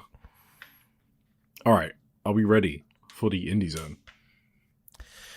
Let's go. You lead us in again, Emmy? Indie Zone. There is a fifth dimension beyond that which is known to Tim. It is a dimension as vast as space and as timeless as Tony Storm. It is the middle ground between light and shadow, between science and whatever AJ Styles believes in. And it lies behind the pit of man's fears and the summit of Eric's knowledge. This is the dimension of imagination. It is an area we call the Indie Zone. 11th of July. Let's go. Marvelous. They are in Carrier. Yes. Which they are at a few times a year. If you look at Cage Match, you won't know that, because Cage Match uses Shupro, and no Shupro reporters go to Carrier. So the event doesn't show up in Shupro, so it doesn't show up in Cage Match. But they were in Carrier. Just wanted to say that. Rico versus Ruka Amehane in the opener. It's kind of cool. This one actually made it onto Cage Match by now. Did it? Yeah. A couple of days late, but it did. My God. You know, if you're listening, Cage Match admin for Marvelous, good job for going out your way to put it on there. I appreciate that. Hell yeah. So yeah, Ruka is obviously the 13-year-old rookie. She's doing some comedy spots already, and that's good. You know, she needs to have a childhood. You need to let these kids have fun. So, she was like hiding behind Mio, who was a second at ringside, and they were like working together to piss off Rico the Hill. This was good house show stuff. That's all I got to say about that. Then we had Echika Miyabi versus Senka Akatsuki. Echika. I watched this match. You both watched. I watched this match. Excellent. Emmy, would you like to provide your thoughts on Echika Miyabi versus Senka Akatsuki? Either the match or any of the participants in the match? Yes. So I wanted to watch this match because I recognized both of them. The first Echika match I watched was that one where she chopped the shit out of Chanyota, yes. And it was really good, but it was terrifying. This was nothing like that. And I don't know, I think, I guess I was just expecting a faster pace, so maybe that's on me. That's my expectations that kind of had me a little, like, down on the match. Damn. Yeah, I don't... Look at you Indie Zone critic. I'm sorry. I'm sorry, but I did love Senka trying to cover, but the bell had already rang by the end, and she like tried to hit Echika. Okay, so spoilers, she lost. Yeah, we don't do that. We assume people know there's going to be spoilers. Otherwise, how can we review matches? Yeah, but yeah, so, and then she just kept trying to hit her again and again, but she was already dead. I don't know. Wait, did you say Senka lost? Huh? Did you say Senka lost? I thought she did. Did she not? No, it was a time limit draw. Right? Oh, that's what I meant. Yeah, okay. Sorry. Oh, okay. Same thing. If she doesn't win, she loses. Yeah, exactly. And she was... Yeah. You could tell she was very frustrated about that, and she didn't like it at all. No, she does not like losing. I think that was probably the most... Sorry. I think that was probably the most interesting part, is seeing her get to that point at the end. I didn't really enjoy the match that much. I don't know. Sorry. You don't have to apologize. I don't entirely disagree with Emmy about the pacing. I think it was pretty slow paced. And I kind of smelled it out after like half the match that this looks like it's gonna go for to a time limit draw to me. At some point they just didn't really they weren't there was no real like urgency in like the mid match, you know. I think it had a very good finishing stretch, and I was kind of annoyed when the bell actually rang, because obviously I didn't want it to go to a draw. But yeah, I think there were some good highlights, like Senka getting a brainbuster onto Echika was sick. The backdrop suplex, she also backdrop suplex to her, that was also sick. Senka doesn't do backdrop suplexes that often, right? She started at the 10th anniversary show in May. Right, yeah. So, yeah, big ass lariats at the end too. Like it looked like Senka was about to win with like the second lariat.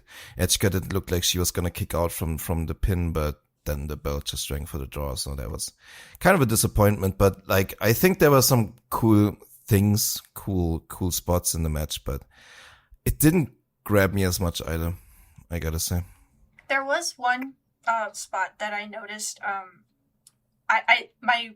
My notes say, "Damn, does Echika have a house call?" Because it looks like she did the same thing that Swerve does, and I thought that was cool. I liked that. Yeah, a really cool like flying kick thing. Yeah, I know what you mean. That was great. That was like, she did a really cool kick combination at that point, and then she finished it off with the sick flying kick thing, sideways kick. I don't know. Really she's got like a Brazilian gimmick thing going on. So she does some capoeira or whatever it's called, pronounced. So capoeira kicks and stuff like that. Yeah, I am the high man on this match. It appears it must fall to me to defend the honor of these lovely two ladies. So sorry. No, so okay, I'm joking. So it was a bit slow. Now that you mention it, I do think it was a bit slow. It took a while before you started getting anything noteworthy, but it held my interest. I guess was probably the difference. Like, I liked how slow it was in this particular one. I don't know why. I kind of liked, Senka trying to like do double leg takedowns on Echika. And they were like doing some grappling to start off, which is just not what I'm used to from Echika as well. A lot of tests of strength spots, and I love that the crowd were like oohing and ahhing as like Senka was like trying to lift Echika up. So like, again, we talk about like Senka's ability to like pull crowds in, and I think they did that on this show in front of a normally sleepy carrier crowd. So plus points for that from me. And they went to the outside, obviously, and when you go to the outside, you're like, okay, maybe it's a time limit draw, because you go to the outside to waste some time normally. Yeah, no, so I get that. But the way she did that, like having a fucking armbar and Senka on the outside on a house show, that kind of just made me sit up, because you just don't normally see that, especially on Marvelous house shows. So when they did that, my brain was like, oh, they're actually giving us a match here. So I guess I was trained differently just because of how many Marvelous house shows I've seen and how boring they normally are, that I saw a difference. That I saw a different spot, and I was like, oh, okay, that's fucking cool. Echika and Senka are like, they actually want to do something here. So from then, I was kind of like more locked in probably. And yeah, then we obviously got the better finishing stretch, like the good finishing stretch, like Senka countering. I don't know if you noticed, so Echika has an electric chair choke slam. That's one of her finishes. So she like puts Senka on her shoulders, and she's going to go for a choke slam, but Senka countered it and hit the backdrop. So that's the backdrop that Tim mentioned. So that was a really cool counter to Echika's finisher. And I also really like that Echika's chopping, which you mentioned for the Chen Yota match. She didn't do any chops until like 13 minutes in or something. Yeah. But the thing is, I liked that because that when she did do them, it wasn't in like a comedy spot sort of way. You didn't have like Chigusa yelling like, no, trouble. Yeah, you didn't have that on commentary. So when Echika did those chops, it was purely to try and fuck Senka up. And I kind of liked that intention behind it. Like, she really wanted to win that match. She said, this chop is to destroy you. That's what it is for. I'm not going to do this for the crowd or, anything like that. Like in the Chen Yota match, actually. Like, what she basically spammed it a bit in the Chen Yota match. I kind of like that it was more placed here. So a bit more variety. And I did like that. Obviously, Yeah, go on. I was gonna ask you, Chigusa, was she like on tranquilizers or something? What was up with her? Was she hungover? Maybe, dude. Yeah, I guess so. She said like 3 words all match, and they were very like. I think it's because Titus Alexander and Yosuke Santamaria went on this show, possibly, is the reason why. Shit, she was sad. She was probably sad. She was missing her boys. Boys and non-binaries. So, yeah, that's probably why. So, yeah, massive axe bombers from Senka to knock Echika down. And, yeah, as the time limit went down, I liked obviously the last few minutes. And, yeah, I just ended up thinking it was an above-average house show. Chikaya Nagashima versus Maria versus Sweet Caroline. Typical Magenta house show. I also have seen this finish a million times. Itsuki versus Sora Yame. So Sora's hometown is around 1 hour away. So they kind of treat this show as her homecoming, and that's why she gets like special singles against beautiful Itsuki. She did a neck breaker on this show, Sora Yame, which I've not seen before. So, you know, busting out the new techniques. Itsuki was bumping her ass off for Sora. Good fire up from Sora as well. And the crowd were enjoying this match. There were a hell of a lot of shin kicks though. But good, I love good those. You love those? Did you see this?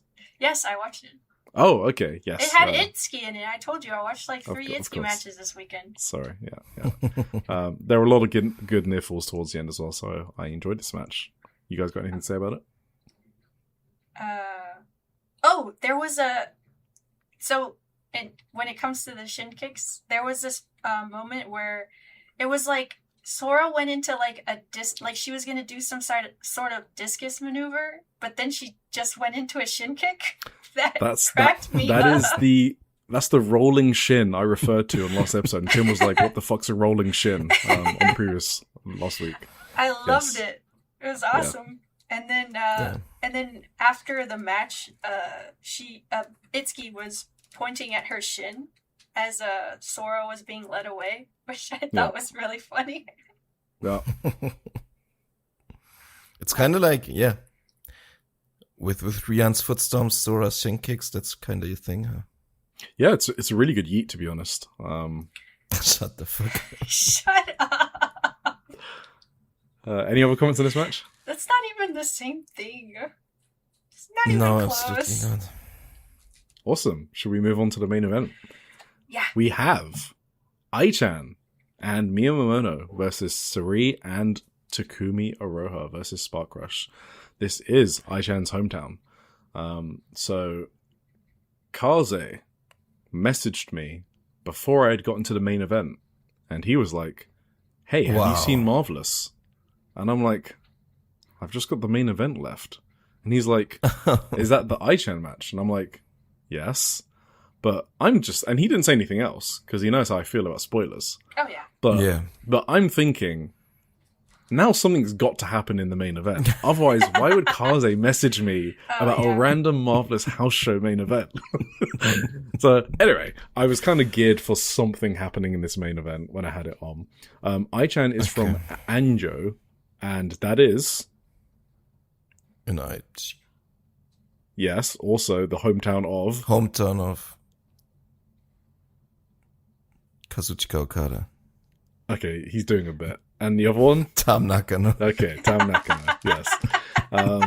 Anjo is like 1 10-minute train stop away from Carrier, so it's pretty close. So this is basically Ai-chan's hometown. Got a new haircut, I believe. Looked great, Ai-chan.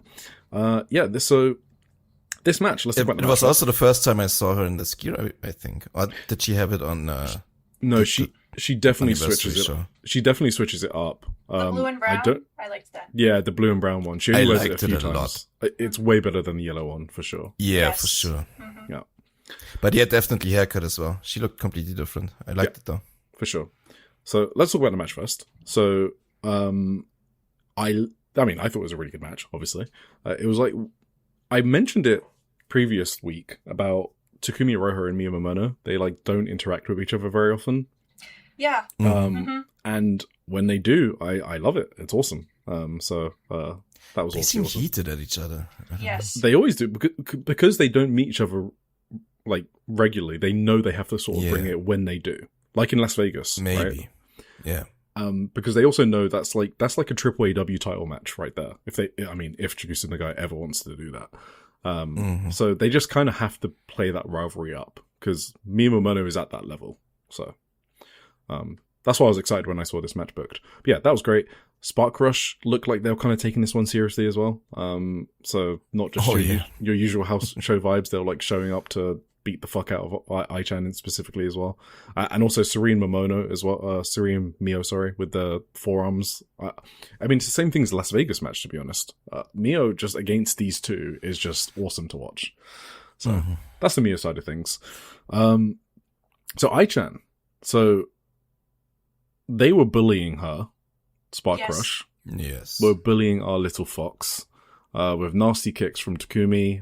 Sari was doing forearms that were knocking Ai-chan down, and they were stiff as hell.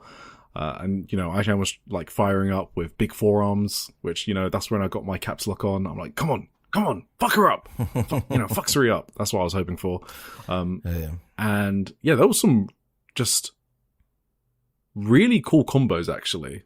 Like, tag team combos. So for example, like, Mio did like a Super Frankensteiner, Takumi came back with a rolling elbow, and then Mio did a cutie special. Like I mentioned, Mio and Takumi. Like, it was just a really well-worked match between those.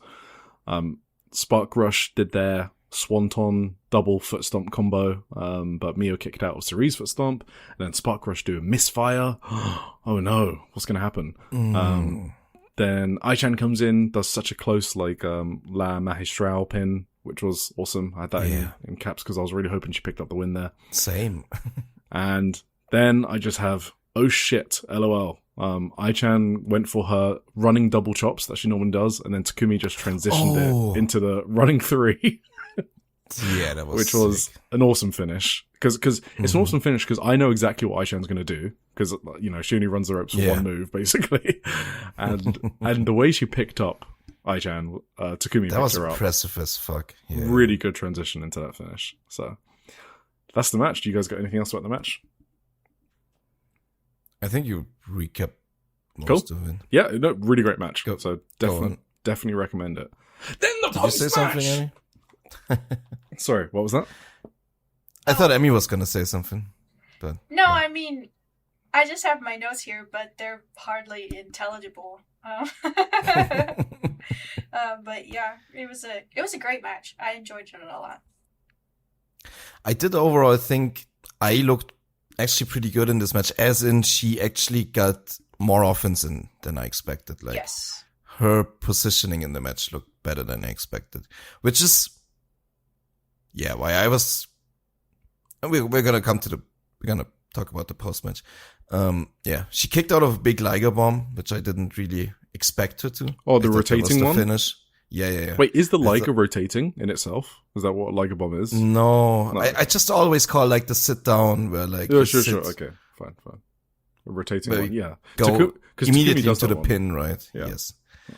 Wait, I expected this to be the finish for sure, but yeah. Sorry, I was gonna say, before you get into the post match, can I tell you what I wrote down in my notes after it ended?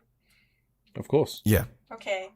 I wrote, Eric, I'm so sad. When will the torture of Ai-Hosen end? That's what I wrote. Yeah, you tell me. Mm-hmm. So, as we all know, on the 5th of February, 2026, my match of the year, Ai-chan was destroyed in under 5 minutes by Mia Momono, and the storyline was Ai-chan just wasn't up to scratch. She wasn't at the level. It was basically a tough love sort of moment from her teacher, Mia Momono. The week after, she faced Sari. Very similarly, Sari beat her, but after the match, Ai-Hosen was kind of like, okay, I kind of realize now that, you know, I've been so frustrated, I don't know what to do, but I need to wrestle my own style. That's kind of the takeaway from the Sari match. So 13th of February. What's the date now? Okay, let's just say 5 months later. 5 months later, they haven't progressed the storyline at all. They kind of did a little thing with Senka on the 26th of April, the show before the Buntai show, and it was like Senka doing like a backstage promo, and it wasn't even that much, and it was randomly put together at the last second. So for all intents and purposes, they have not progressed this storyline. So in Ai-chan's hometown against Spark Rush is where they pick up the storyline again, and it kind of makes sense that they do it here.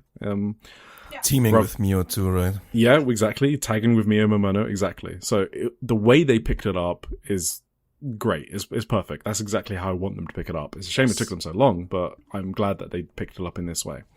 So, like I said at the start of the show, there's no Shupro reporters at this show. So that means there's no transcripts, because Marvelous are the only promotion in the Indie Zone that doesn't publish like results on their website.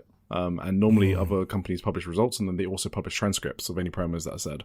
Marvelous doesn't do that because, they can't bother, they got other stuff to do, apparently. So I went to great lengths to... Chigusa.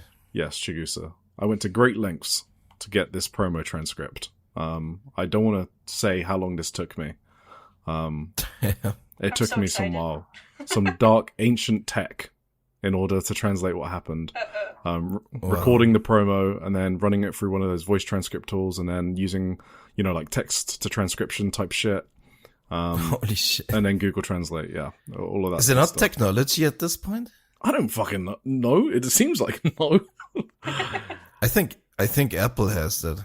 Oh, yeah, sorry. I mean, obviously, if you have AirPods, like, I haven't spent, like, the hundreds of pounds for the AirPods. Yes, if you have AirPods, you just get live translation. But for poor guys like me, we don't have that technology. So, yeah. Ai-chan is in tears after the match. And so Takumi is basically asking, she's basically asking for Ai-chan's thoughts, right? After the match, because we're in Ai-chan's hometown, and Ai-chan's in tears. And she says it's so much pressure being in the main event. Intense pressure, and she feels like she's being crushed by it. And this is very similar to what she said after the Mio match, actually. That she feels like she's always being crushed by pressure. She was crushed by the pressure of Senka surpassing her, all of that. That's what she said before, so she kind of repeated that same line here. And while she's saying this, Suri, the fucking heel, she just interrupts Ai-chan. She's so rude. She just interrupts her, and initially, I was really pissed at Suri. I just wanted Suri to go home. Mad. Like, I was so mad at Suri. I called her a small room wrestler. Like, any insult under the sun. The sun, get it? But then I read the promo transcript. I was like, she kind of has a point. So Suri said, hey, sorry, but that's not the first time you've said that. You say the exact same thing every single time, don't you? You lose every time, then you grab the mic, isn't it? Saying the same thing over and over, and you think that that's going to reach the fans' hearts? This business isn't that soft. If you're not even going to talk back, then get out the ring. I'm the one who won today, remember? Huh? Seriously? You got nothing to say? I'm handing you this mic because this is your hometown. If you've got nothing, go home. So obviously a bit harsh, but the one thing that Suri said that is true is Ai-chan has said this before, the exact same line, after the Mio match. Yeah. And this is 5 months later. So in response, Ai-chan literally just bursts out crying, which, yeah, kind of makes you sad. And she basically said, I'm so frustrated that I didn't notice I was saying the same thing. I'm just truly frustrated. I haven't left any results I can be proud of. So I'm frustrated with myself. I haven't given the fans anything satisfying either. So the person that's standing here right now and just being here like this is just frustrating for me. So she's basically saying being the person she is today is frustrating. I want to get stronger and stronger so I can turn this sadness into someone who can win. So this whole thing with Ai-chan is like struggling with her identity as a wrestler. I think at one point, so someone else's translation at the event, it's a gaijin who translates on Twitter, so, taking it with a bit of salt, a grain of salt, but, if what they said is accurate, then she might have said some variation, which is, I don't love myself, but I love wrestling. So, words to that effect is what she's trying to get across. She's really struggling with her self-esteem, but she really wants to be a wrestler. And so, yeah, that's basically it. And then Spark Rush obviously wrap it up and encourage her to keep going after that and keep climbing. And that's it. So, I thought it was an amazing promo, obviously. Yeah. Got me all emotional, especially because, it's tied to that Mio Ai match that I love so much. So, and I'm just happy they continued it, but I really want them to do something with this. Like, I don't want them to just drop this storyline for another 5 months, and I don't know why they keep doing that. I think it's also worth mentioning that Mio just fucking left. Yeah, that made me upset. She didn't even look at Ai. She just really walked to the back Yeah, exactly. and said nothing. did nothing. Yeah, and you can imagine, because Mia already said everything she wanted to say in that match in February. She actually said in the backstage after that match. She was like, I've said everything I need to say to Ai-chan now. It's up to her. So now they had this tag match, and she's saying the same thing. So I can understand Mia being pissed off and be like, oh, okay, if you're just going to do the same thing again. So while I obviously empathize with Ai-chan, she is saying the same thing and needs to do something different. Obviously, out of kayfabe, can someone fucking help her? Like, give her some finishing moves. Like, what are we doing here? Like, why is she wrestling the exact same way every time? You've got to, like, train her differently. So obviously that falls down to Takumi and probably Mio. But, yeah. Anyway. It's true. Yeah. Yeah, no. This was a very good main event, and I think people should check it out if they find it somewhere. Beautiful main event. That hurt my feelings. I mean, it's tragic. In a Relatable. tragic way, it was beautiful. Yeah. That's what wrestling does sometimes. yeah. This is, I mean, for me, this is like you know. That's the best thing wrestling does. Yeah, I mean, when I consider my match of the year like list, like this, I'm going to consider this. Yes. Like, why would I not consider this? Like, Oh yeah. Sure. I mean, yeah. all right, Oz Academy, 12th of July, Shinjuku face. So Miyumi Azaki did an announcement for the Korakuen Hall on, I think it's like 17th of August, something like that. She's booking Saran, who's 17 years old, Riko, who's 27, and Rini Yamashita, who's 37. And that represents when Azaki debuted at 17, when she launched Oz Academy at 27, and when she turned it into a company at 37. Don't know what that one means, but hey. Opener, Itsuki Oki versus Celine Mizora. So obviously this is Azaki, listening to the podcast and booking for me. So did anyone else watch this? See this was on here. What Okay. the fuck? I'm dumb. I'm sorry I missed No, this. that's okay. I wasn't expecting. I everyone to watch watched this one. You did? Yeah. Did you watch the entire show? No, I watched every Itsuki match that. Oh, okay. that I was see. there. I see you, Emmy. I see you. Yeah, you got any thoughts on it? I thought there was a. Wait, first time seeing Celine? No. No, I you just- watched the seedling tags. You watched the seedling tags. Yes, Yeah. I watched the seedling tags, but I couldn't remember who this was, even though I recognized her. I recognized her Yeah. outfit. I was like, I've Yeah. seen this gear before. But I thought it was good. There was this really cool like single leg crab spot that Itsuki did on Celine, Dude. and there was like she had this really good desperation, and then like she had some great counter moves, and yeah. Did you see she lifted Celine off the mat on that Boston Crab? Yeah, that's what I'm saying. I've It was- never seen it a was single gnarly. leg Boston lifting the opponent off the ground. That was insane. And yeah, Yeah. Celine sold it. I mean, that was like the main spot I'd written down as well. So Yeah, good eye, Emmy. thank you. Yeah, I've actually got nothing else to say. Emmy covered it. Yeah. There you go. Awesome. Good rookie vet match. I really enjoyed that. Mhm. Honori Hana versus Kaori Yonyama versus Zonez. I was kind of busy being upset over the Veni loss to Hashimoto to pay attention to this match because it was on at the same time. Akino and Kahaku versus Momoka Hanazono and Ram Kai Chao. Did anyone see this one? No. I saw clowns and I immediately skipped. You saw clowns. Wait, is that who? I don't even know you're referring to. Ram probably, right? Oh, Ram. There was Well, she somebody could be in clown referring to- makeup. There was somebody in clown makeup, Yeah. and then It could I be saw the Kaori toy Yonyama. dog. I saw the toy Oh, okay, dog, yeah, and I was okay, like, yeah, I it can't. I'm was not this ready match. for this. It was like, dude. Skip. Okay. So the storyline has been Akino. So we watched this match, Tim. Do you remember in Osaka on the 24th of May? It was Akino. Oh no, maybe I just recapped it for you. But Akino like had the toy dog, and then Momoka, I remember. she pushed it, and talking about the Akino toy picked dog. up the dog. Sorry, Momoka picked up the dog, threw it away, and Akino ran after it. Yeah. And that's when we figured out it was a dog, not a cat. No, it's a cat, not a dog. Fuck. Sorry, it's I a remember. cat. I figured that out when Mio called it Neko. Like, Yeah, oh, exactly. Yeah, yes, exactly. You're right. But I'm still gonna call it a dog because my notes say dog. So give me a break. Mine too. I think it might be a dog, and Mio is just fucking wrong. Honestly, I think it's a dog every time it looked like a hilarious. dog. because it also walks like a dog. It so does. That's why it was a dog. I think it's a dog. Fuck that. I think Mio. I think Mio is just crazy. I think Mio is just fucking Yes, I think she's a lunatic. Yes. So anyway, so the storyline is Akino is very obsessed with this dog. So yeah, she's in a tag match against Momoka, the dog conveyor, and Ram Kaijiao. So in this match, so Kahaku, Akino's partner, Kahaku is Momoka's tag partner in Wave. So Kahaku knows all of Momoka's tricks. So Kahaku immediately wants to destroy the dog off the bell. Like she's like, what the fuck are we doing here? Just kill the dog. And Akino's like, no, don't do that. And so Akino just picks up the dog. Yeah, picks up the dog, walks away out of the arena, leaving Kahaku to deal with the little goblins. And obviously, so it's a 2v1. Akino eventually comes back with a backpack and the dog inside the backpack. So she's just standing on the ropes waiting for a tag with a backpack on her and the dog inside it. She's just happy. She's just chilling with the dog in her back.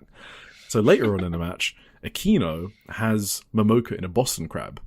And somehow the dog starts waddling along the ring. And Akino's like, well, that's meant to be in my bag. And then she drops the Boston Crab, obviously letting go. Like, how's that dog out of my bag? And then she just looks and she blames Ram Kaijiao, Momoka's partner, for like stealing it from her bag. And so Momoka at that moment takes the opportunity to snatch the dog, launch it away, and Akino just bolts for Kahaku, tags her in, runs out, and runs for the dog. What the fuck? And later on, Momoka steps on the dog, and then Akino fucks them both up and submits round. And that's how it ends. So there you go. That's how that match ended. Did you cover a Kohaku Momoka match just recently? Yes. In Wave or something? Yes, yeah. And it was similar. Kahaku was not falling for Momoka's shit. Right, yeah, I remember that. Yeah, so I guess the other storyline here is the little goblins are on their way to 10 wins, right? Once they get 10 wins, they get the trios belt, right? And the company really doesn't want them to get that. So they're currently at 6 wins. And Ram asked for the trios belts, and the company basically booked them in a trios match at Korakuen Hall next month. So this will be their 7th one. They are against Jaguar Yokota, Ikeman, and Yuko Miyamoto, who is a deathmatch wrestler. So they really want them to lose, yeah. Yes, they really want them to lose, and they're just going to keep booking people that can beat the goblins. And when Jaguar Yokota was announced, Momoka flopped onto the ground and played dead, which was hilarious. Wait, you think Ikemen and Yokota are gonna get along? So that's one story. I think there's so many aspects to this match. That's one. Yeah. The other one is obviously Ikeman is in Uptown with Momoka, so they're in the same promotion. And Ikeman used the dog in the Chisako match in Sendai Girls. Do you remember? Right. Yeah. So I don't know if Ikeman's going to be on Momoka's side and help them win. Oh shit! Yeah, like, probably. He might turn on Jaguar. He's gonna turn on Jaguar. yeah, for sure. Let's have. Oh yeah. God. So that's going to be awesome. So we'll obviously watch and review that. This is one of the best storylines in the Indie Zone. A random undercard Oz Academy storyline. So there you go. I think I've seen like 1 or 2 matches from the entire thing, and I still I'm obsessed with it. It's awesome. Yeah. All right, Misa Kagura versus Tomoka Inaba. So obviously this was a singles match I had circled around. I don't have a lot of notes from it, but I did really like it. Yes. Yes. So do we have anything to say about it except a really good match? I do have something to say. Go for it. I did enjoy the match, but I felt like they had so much more left in the tank. Of course. Of course. We know these two wrestlers. Yeah. They could do a lot more. Well, the one thing I liked about this match, what it displayed though, is Misa's lariats, because you don't see her hit them that hard very often. Like, these running lariats were a fucking freight train. So I really enjoyed seeing that. Tomoka did a fighting spirit spot out of a lariat, which was hilarious on this Oz Academy. Okay. Yeah?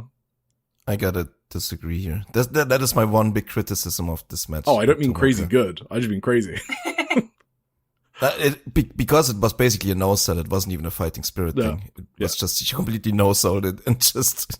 Yeah, because she just hit a crazy spin kick right after, and then a running strike. Yeah, exactly. She just continued the match. And then continue the match, yeah. Exactly. I mean, she did like the typical pose for a fighting spirit thing, but like usually you still sell it after, right? But that was a typical no-sell fighting spirit. she should have gone down after the crazy spin kick. Yes, exactly. There was one spot that I liked. It wasn't a wrestling move or anything. I think y'all can probably guess what it was. It's the ball charge, isn't it? Yeah, they bumped chests, and then and then one of them pulled the other one's hair. God. Oh, okay. Oh, I see. Sorry. Yes. I do not have I didn't have my Yes. Okay. But I see you, Emmy. I see you. You see it. Yeah. I see. Yeah. I see. It's good. Yeah. Cool. Anything else?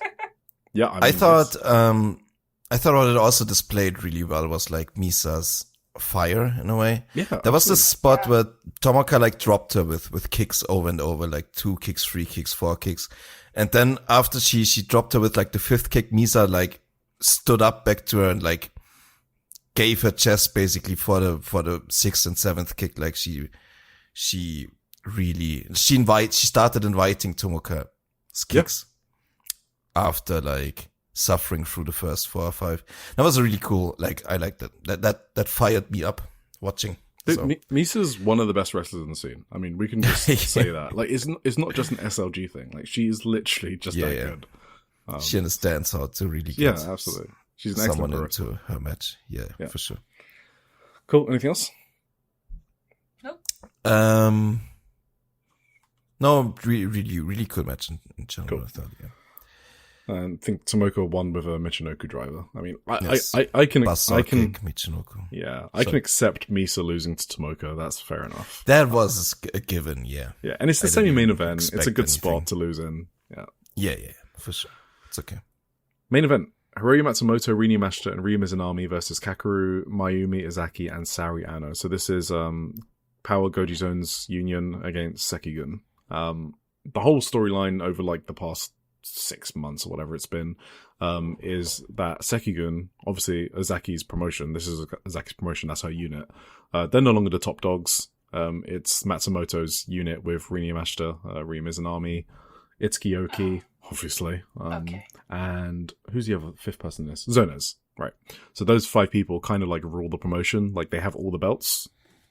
I'm pretty sure they have all the belts. Wait, who's the Pioneer champ? I'm pretty sure, is it Mizunami? I cannot help you, I'm sorry. I think it's Mizunami. So they've got the Pioneer Championship, they got the tag titles on Matsumoto and Zonez, and obviously they got the singles title on Matsumoto. So, yes.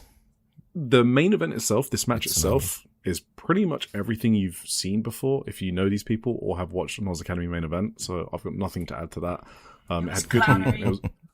It was clownery. It was a good match. It's just the Oz Academy main event. Like, this is the. It was 19 minutes. That's a long. I can't believe you guys watched it. I didn't. I got the cage match open.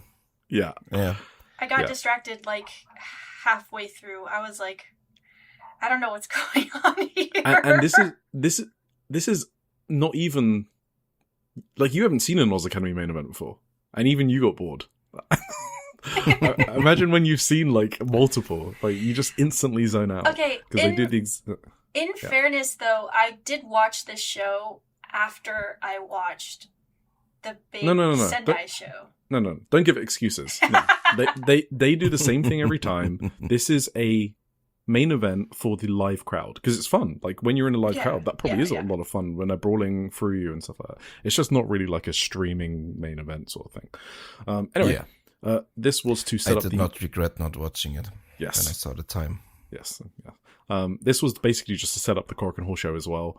It is Saori Ano and Unagi Sayaka for the tag titles held by Matsumoto and Zonez, and obviously that storyline is, I think so. Saori Ano lost a singles match to Unagi Sayaka. Saori wants Unagi back in Sekigun, but Unagi won't go back. Unagi won the singles match and said, "You have to team with me now." And Saori was like, fine, but as soon as we lose a match, we'll disband. So basically, they're just doing a lot of tag matches until they lose. And so now they're actually going for the tag titles. So we'll see if they lose and disband or win the titles. This is the same Unagi that you guys were telling me was in Cosmic Angels? Or just a different Yes. Unagi? Okay. No. Okay. There's only one Unagi. So... There's only one Unagi. Well, there's actually multiple. Wait, was... Oh, really?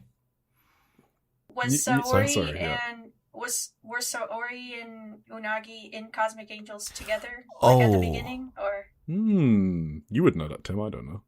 Oh my god, did they overlap? I'm not even quite They sure. might have. Wait. Unagi got fired in 2023? And Saori joined Stardom in I think they overlapped. Yeah. Did they? It'd be close anyway, right? It's pretty close, yeah. They were never really like close teammates in Cosmic Angels if they were overlapping. That's what I can say, but And then this is another faction. I'm actually not sure. That's crazy. Yeah, this is an Oz Academy faction, and they have been in the same Oz Academy faction before. Okay. Multiple times, actually. Okay. I think they were in Sekugun together, and then they were in Phantom Limit together when Sariano needed temporary adoption because she got kicked out of Sekugun, and now Sariano's back in Sekugun, and Unagi Saika is still in Phantom Limit, but they're still teaming together. Mm-hmm. Okay. All right. Shall we move on to SEAdLINNG? So this came out like yesterday, or maybe the day before, and it's one of my favorite shows in the Joshi Indies. It is the Seed stage matches produced by the greatest of all time, one of the greatest of all time, Arisa Nakajima, booked for Tim and Erica, the Joshi'ing Around Weekly podcast. This show is pretty awesome. I love it every time. It's still the only show on the planet that has managed to make 2026 Mio Shirai look good. So yeah, it's got a lot going for it. And it's also the main show that showcases the close-knit relationship between Diana and SEAdLINNG. It's at Diana's dojo, and this one had Haruka Umasaki and Debbie Keitel on it. So opener, Haruka Umasaki versus Lana Hisaki, who's one of SEAdLINNG's rookies. So Lana looked less nervous than usual, so maybe someone told her to tone down the dramatic breathing during her entrance, and I still haven't quite figured her out, though, because I think she just needs more matches. She debuted in February, right? So she needs some time to cook. So let's see how that goes. Yeah. I do want to say, so I'm helping out with the Rizora Mag, right? The Joshi Top 100. I've mentioned it before. Mm-hmm. One of the categories is influence that I'm voting on. So basically, we grade the wrestlers from 0 to 10 on different categories. One is match quality, one is influence, one is competition, like you know, achievements, stuff like that, or who they faced. So one of the wrestlers I got to was Senku Akatsuki, and I was like, when I'm thinking about her influence, everyone does the fucking pin now, the smothering pin, the Senjo style pin. Yes, yeah, I pin. realized it as well. Yeah, so of course it's from the All Japan Women's Days. So I'm not saying she came up with it, obviously, because she didn't, but she is, I feel like she has for Kind of sure brought it back, yeah, she has repopularized it in like today's indies, because every fucking rookie does that spot, and they weren't like a year ago. And the reason I brought that up is because Lana Hisaki did it here, and I was just thinking, damn, Senku's actually quite influential as a rookie. So I just wanted to throw that out there. Cool. And Umasaki is a great ace, so that's what I want to say about that. She's super consistent, a hard hitter, good seller, popular, understands the business, very good, solid match. Okay. Debbie Keitel versus Madison Marley. So Madison is a Danish wrestler on tour with SEAdLINNG. She's been on tour with SEAdLINNG a few times since May 2025 or something like that. So I've seen her a few times. She is still kind of green. This match kind of showed it a bit. Like, there were a few off spots, and like Debbie had to save them, which is not really criticism. That's kind of what these tours are for, right? Like, she had to try it with WWE, like almost every single European talent did. But like I say, if someone takes a tour in Japan, I will never begrudge that, right? Because that just means they want to get better. So sure. Yeah, that's all I got to say about that. Oh yeah, Madison cheap shotted Debbie at the start of the match, and I don't know if Madison knows there is only room for one sneaky gaijin in Post Amistad, so that did not work out well for her throughout the match. Leon versus Celine Mizora. You guys, wait, you didn't watch because you're at work, Emmy. Tim, I did not. Did you watch this? I have actually an interesting little story about this. First little follow-up. I did, I'm like 95% sure Saori and Unagi did not overlap in Cosmic Angels. That's Okay, thank you. just from my small research right here. Okay. Yeah, like, okay, first of all, you told me last 2 matches. You recommended to me. So I just skipped into the middle of the show. Thought that's probably when the second to last match is going to start. That was right at the end. I just got the finish. I didn't expect we're going to get to the main event later. I didn't expect the main event to go almost half the show length. That's crazy. But so that's the other thing about these shows. They're like really short watches. So yes. like if you're looking for a short watch of good wrestling, like in the indie zone, this is the show to watch. Yes. And then I watched, first I went to the main event, watched that completely, and then I went back to the start of the SEAdLINNN match. And then my fucking,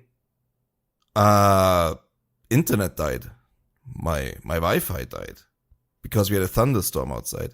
Like halfway through the match, and it was like, oh no. So I never saw the complete match. I saw the very finish, and I saw like parts of the early match. I think I got the gist of it. I thought it was a very fun, I mean, it was Celine Misora. It was just another good performance from her. You know what she reminds me of? I think that I realized that in this match, and this is probably like some 2006 cringe, meme cringe. Yeah. What? Did you ever, I don't know, you're probably too young for that. Did you ever see like the honey badger, memes? The honey badger, the one that goes badger, badger, badger, badger. No. There was like some meme video. It was like, honey badger don't give a shit. Honey badger don't give a fuck about anything. It's just attacking. That sounds familiar to me. Don't lie at me. That's just his generation. No, we don't That know was what like, you're talking about. that was like a funny video 20 years ago that was going around the internet. I think that's Celine Misora. She's just a honey badger. Would you like to explain what that means for those of us that aren't? She doesn't give a fuck. She's okay. relentless. She's relentless. I think relentless is a good word. Yeah, absolutely. That's how honey badgers act. You don't know about honey badgers? I've never seen a honey badger in my entire life. I don't like. Neither have I, but I know. Is it a that real they're- animal? Yes, I know that they're very like What- angry and just. Like, what's the difference between a honey badger and a badger? I don't know that part. I don't know. Yeah, okay, all right. Well, I just know honey badgers are like these like, yeah, I think they're similar size than a normal badger, but they just attack any animal, like animals that are like 10 times as big as them. They okay, don't give that's a shit. Celine. Sorry, They now just I get it. they just Yeah. fucking go at everything. Everything that's coming near the territory or whatever, they attack. No matter how Yeah. much smaller they are or how hopeless it is. Yeah. And other animals are scared of them. Like they don't fuck with them. So They're feisty. that's also a thing, I think. They're very feisty, yes, exactly. Yeah, that's for sure. That's for sure, Celine. She does Absolutely. not give a I'm fuck. gonna look for that video later and send it to you. Yeah, Yes. about please. how many years of a career a wrestler has. She doesn't care. She'll just like at the start of this match. Yes. She wanted to go in for a handshake. So Leon is so people that don't know Leon, she's from Pure J. Mm-hmm. She's a veteran, been around for decades. Was part of JWP. Oh, that's And not bad. Okay. she I guess she sort of like founded Pure J with Command Bolshoi as well. Well, it's obviously Command Bolshoi, but Leon was there from the start. And she's very respected in the scene, very influential, obviously in her promotion, trains everyone. Yeah. Still going strong as well, still good to this day. Like she hasn't like slowed down or anything like that. So that's the context for Leon. So I figured that they booked this match just because Celine wanted to try out some lucha shit or something like that. And so Celine goes in for the handshake, right? She extends the offering to Leon at the start of the match. And she just fucking yanks Leon into the corner and starts forearming her. It's like immediately. It's like, okay, It's so good. I was like, oh, okay, I guess you don't want to do lucha. Yeah. You just want to beat the shit out of a veteran. Well, I mean, you do you, Celine. Yeah. So, yeah, that's one of the things I love about Celine. Yeah. Yes. At some point, she also did like she did like that. It's kind of a it's kind of a tiltable splash or whatever. I don't know what to call it. Yeah, it's the Miku move. Yeah. Yes, exactly. Miku does it as well. And then she went right to like the Senjo style pins, and like she even like did she hooked the leg and everything like on this. It looked so funny, like this rookie doing this to a legend of that degree. It was really cool. But like she, what? No, I was just that is like her. She screams her head off, right, with like all of her offense. Like when I watch her, I believe she wants to win the match as quickly as possible and put her all into it, and it just makes me so happy. that is also like the styles, like this, the way she applied these like sensual style pins were like, she just wanted to win with everything she had. Like that was really like visible for those. It was really cool. And yeah, but she got squished too by like, first by that flip senton from Leon. That was brutal. And then she just fucking choked Celine for a good amount of time. And in the end, she squished her again with a big frog splash. That was... Yeah, she looked pretty beat up after this, Celine did. But she went 13 minutes there, whatever it was. I don't actually have the time. Yeah, that's crazy. But I only saw like 7 of those 13, but that was crazy. I mean, she went so long. That Leon was like the best vet to do this match with as well, because she's not one of those that's like unwilling to like bump stuff. She will give the rookie whatever the rookie wants. Like she's very giving. Mm-hmm. Like I thought Celine was going to quit at one point during that submission when she like, stretch her across Leon's back. I was like, oh, okay, Celine's going to submit here. And she didn't. I was like, what the hell's happening here? At one point, like, Celine reversed a Boston Crab into a fucking armbar, by the way. Like, what rookie does that into a vet? Like, in a Boston Crab, and you roll over the opponent into an armbar. Crazy shit. Yeah. Like, there was nothing blowaway in this match, but it was just really well worked from start to finish. Celine looked like she belonged in there with a total vet. There was, like, no hiccups, no blunders, no awkward spots. And the match made total sense it told a clear, logical story. Like, this was just a really good match. So, yes. For sure. Cool. I think we covered that. Main event. Yeah. Big Haruka and Miria Koga versus Honori Hana and Miku Kanai. Oh. Yeah, so this match kind of ruled. That's kind of where I am on it. Where are you at, Tim? Yeah, I liked it. I thought, when did big Miku Kanai turn heel and start teaming with Honori Hana? Heel? You think Honori Hana's a heel? For sure she is, right? Dude, did you see Miria Koga in this match? And you're calling... I mean, Miria was a little shit in this match. That was crazy. She's unhinged. She is unhinged, yeah. So, obviously, this continues... Go on. I actually liked Miria Koga a lot in this match. She really stood out to me, like. But also big Haruka. Haruka stood out to me too. Like, I like big Haruka's fire. She has some fire. I don't know what to call it. She's very engaged, I guess. She's the one with the... I know, right? Yeah. That studies physics or whatever it is, or nuclear something, science. I got here. She should have teamed with Miku Kanai instead, because they basically have the same gear, except for the Linux command or whatever it is. Yeah, I don't think it was on her gear this time though. Unfortunately, no, it was. It was. Oh, awesome. Yeah, for sure. Yeah, the main problem was that I already knew how long it was gonna go, so I just assumed it was gonna be another time limit draw, which was. The reality that came true in the end.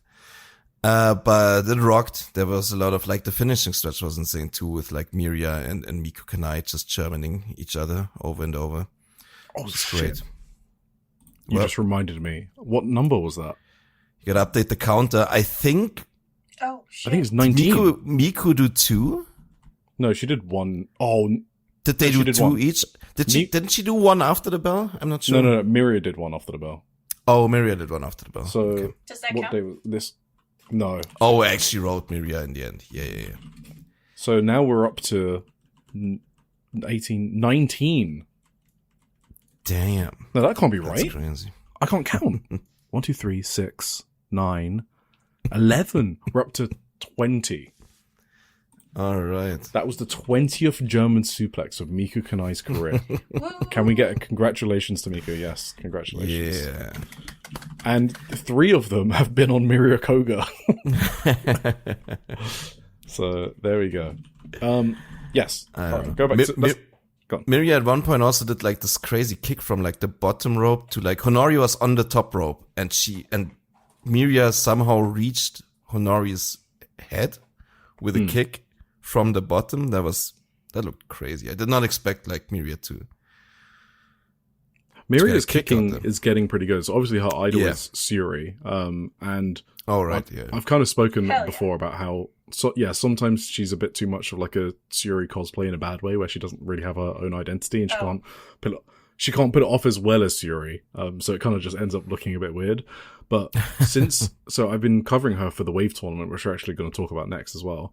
And she's been a killer in this Wave tournament. She's in the young block, right? Which is like all of the rookies of the independent scene. And she's been kicking the shit out of everyone. And it's been awesome. I think I posted a clip in the Joshi'ing Around Discord channel where she just drop kicks Anna's head off, in Anna's home dojo in Diana. And it was fucking awesome. So Miria has been like unhinged for like the past few months at least. And this Miria Koga came out to play again. I mean, she was crazy in this match. You know, they brawled in the chairs, right? And Miku for a while. Yeah, and Miku has like the gall to forearm Miria Koga in the chest. And Miria just like fires up. She just slams the apron because she got forearmed. She's like, what the fuck? Miku just forearmed me? And she just boots Miku right in the face. It's just awesome. So yeah, I just loved Miria in this match. I thought it was one of her best performances. I agree. Yes, so I really like this match a lot. Yeah, I think and you go on. Miku, yeah. Miku is just like more and more, or like, what am I saying more and more? She's just like, she's such a complete wrestler now, you know? I said that last episode. Like, yeah, we did. She's just a great wrestler to the outside now. She ties people up in like these double arm locks that are like just reminiscent of something like Suri would do, or I don't know, Takumi. Yeah, just she was basically in the veteran role in this match, you could say, right? Yeah, she's one of the best wrestlers in the scene. Like, no qualifiers needed on that statement. Yeah. So cool little match. Cool match. Good fire. And so I forgot to mention, Miria and Miku have a rivalry from Wave, which I'm going to get to on the next show. But that's why this match led into those Wave matches, because this match was actually before those Wave matches. So that's why Miria cuts a promo after this match talking about the Wave tournament. So that's why they were so heated with each other. So very, very cool. After the match, Miria and Honori Hano. So obviously the other thread here is Honori and Miria in the same promotion. They haven't been able to feud that much because Honori has been obsessed with Celine Mizora. So Miria Koga's had to like take, a step back. But so this kind of reignited their feud as well that they had like early last year or whatever. So that was cool because they slapped each other around the face after the bell. After the match. And then Yuki Funa, who's currently injured, and Arisa Nakajima have to come in and break it up, which I thought was funny. So there you go. Good stuff. Good stuff. All right, let's move on to Wave, that I was just mentioning. Right, so we had two shows on the 2nd of July and the 3rd. Did I say when the Seed stage show happened? I feel like I didn't say the date. So I guess if I didn't say it was on the 28th of June, and they released it 2 weeks later on the SEAdLINNNG service. So that's why we reviewed it late. We didn't just forget. It never airs live on the pay-per-view. You have to just buy the monthly subscription and see it later. So there you go. All right, Wave. 2nd of July and 3rd of July. So on the 2nd of July, we had some first place tiebreakers in the Catch the Wave tournament. So Honoka versus Yuri, and we had Yuri win. So she came first place in the block, and then Kahaku versus Mirai, and they had Mirai won, actually. I was just reading my notes. Mirai won that one, so she came first in her block as well, and Kahaku came second. So there you go. So then that set up the quarterfinals for the tournament. So the round robin stage is over. So on the 3rd of July at Shinjuku Face.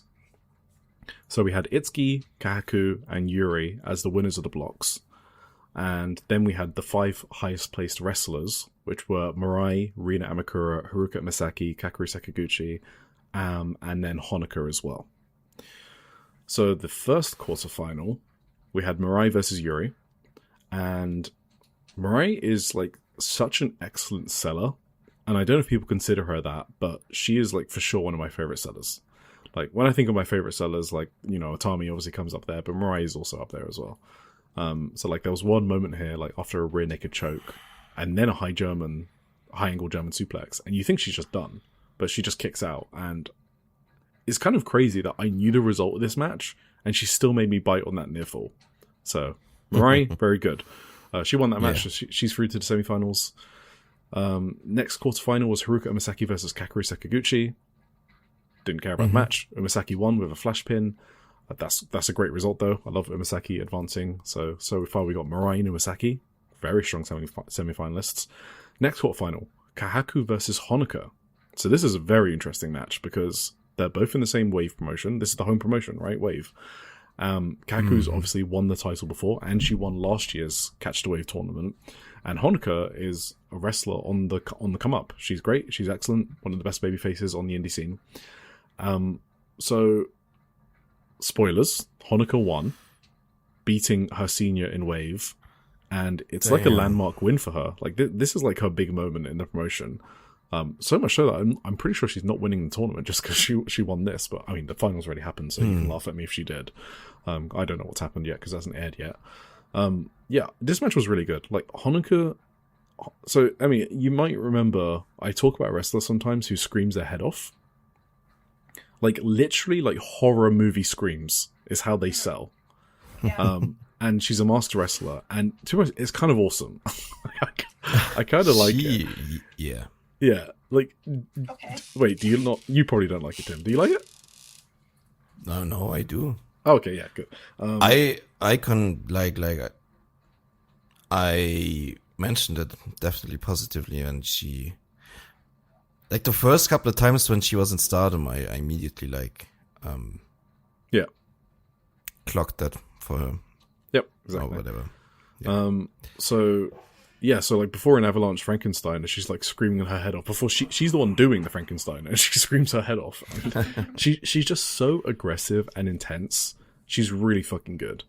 She makes you believe not only that she's struggling, but that you should root for her, which is obviously what an amazing babyface needs to do. And she's only been doing this for 3 years. She was a fan before she became a wrestler, so one of those successful fan to wrestler conversions, I guess. Nice. Yeah. Big win for Honoka, and it was a massive upset, and it did pop the crowd. So that was a really cool match. Last quarterfinal was Itsuki versus Rina Makura. Itsuki won, so there you go. Obviously, she's the champion, so that's kind of expected. So then for the semi-finalists, you ended up with Mirai, Haruka Masaki, Honoka, and Itsuki. Really awesome final four. So I like where this tournament's going. Finally on the show, we had the Young Block title. So who would win the Young Block? Miku Kanai versus Mira Koga. So this played off of the previous seed stage match, basically. And the winner of the Young Block is Drumroll. Mira Koga. Oh. So Mira Koga did win the Young Block. So Arisa Nakajima beat Yumiko Hotta in the booking war. Which of their proteges was going to win? That's crazy, actually. Yes, Miku Kanai. I didn't expect that.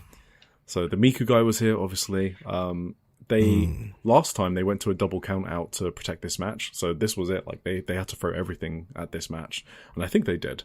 So this is the match where Miku Kanai throws not one but 2 German suplexes. The double, in the same match. I thought this match was great, and Muriel won with her own beautiful bridging German suplex, which I thought was like a kind of like one-up moment, and that was awesome as well.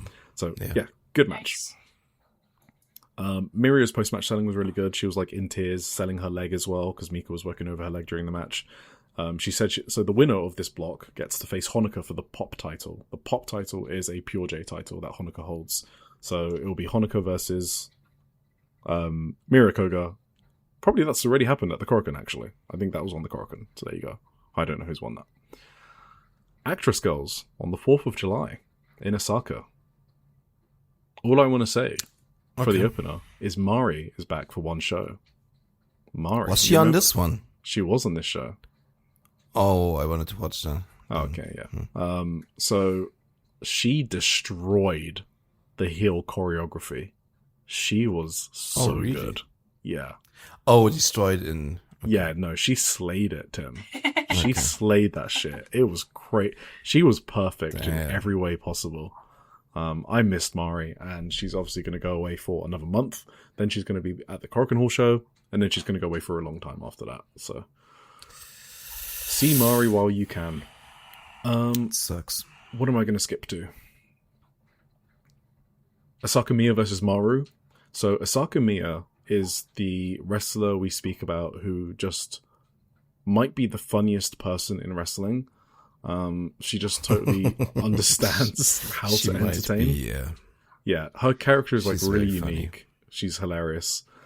So I thought I stumbled upon the wrong VOD because in my notes it said Asaka Miya versus Maru, and when the match was happening, Asaka Miya was applying arm bars and face locks to Maru, with Maru selling it. And I was like, this is not my worst wrestler in the promotion. What is Asaka Miya doing? Like, how has she learnt an armbar? So then we got back to normal when Maru Irish whipped Asako outside the ring into a wall. So it was against the wall of the venue. And as Asaka Miya was running towards the wall, you know, from the momentum of being Irish whipped, she did a handstand. So she was going for a handspring off the wall, you know, like, you know how you do it off the ropes? She was going to do it off the wall. She clearly struggled with this and took maybe 4 attempts to finally get the handstand working. And Maru was just sort of staring at her and pointing at her the entire time. Like, is she going to do this? Like, what are we doing? And then she finally got it on like the 5th attempt. And obviously she still has the momentum from the Irish whip. So she bounces back and then charges at Maru. Amazing spot. Incredible spot. Wow. 10 out of 10. Sounds great. Back in the ring, I don't know what the fuck's happening because she wraps Maru's chain around her head and then headbutts Maru. Oh my god. Asaka Miya, by the way, we're talking about Tim. Why didn't you tell me to watch this? I don't know because we're busy. Because we had a lot to watch. But Sounds amazing. yeah, it probably is up your street. I don't even know why she did it. Like, and I know it was a shoot headbutt because I heard a fucking clunk. I'm like, what are you doing? Oh like, my god. this is like a random match. Oh man. So anyway, Maru ends up winning. But yeah, that was a fun match. I think that was my match of the night, possibly. Next up, we had Anri and Arisa Nagai versus Arano Iri and Mari. So Polaris, and so obviously the main. Good too, though. This sounds good. Obviously, Mari going up against Anri every time is good. Just obviously, Mari's responsible for like training everyone, so she has like good interactions with almost everyone on the roster, but especially like the good wrestlers like Anri. The issue with this match is it was mostly about Arisa Nagai, Anri's partner. So, and she is still like way more green than Anri. So it wasn't as fun as maybe it sounds on paper. So there you go.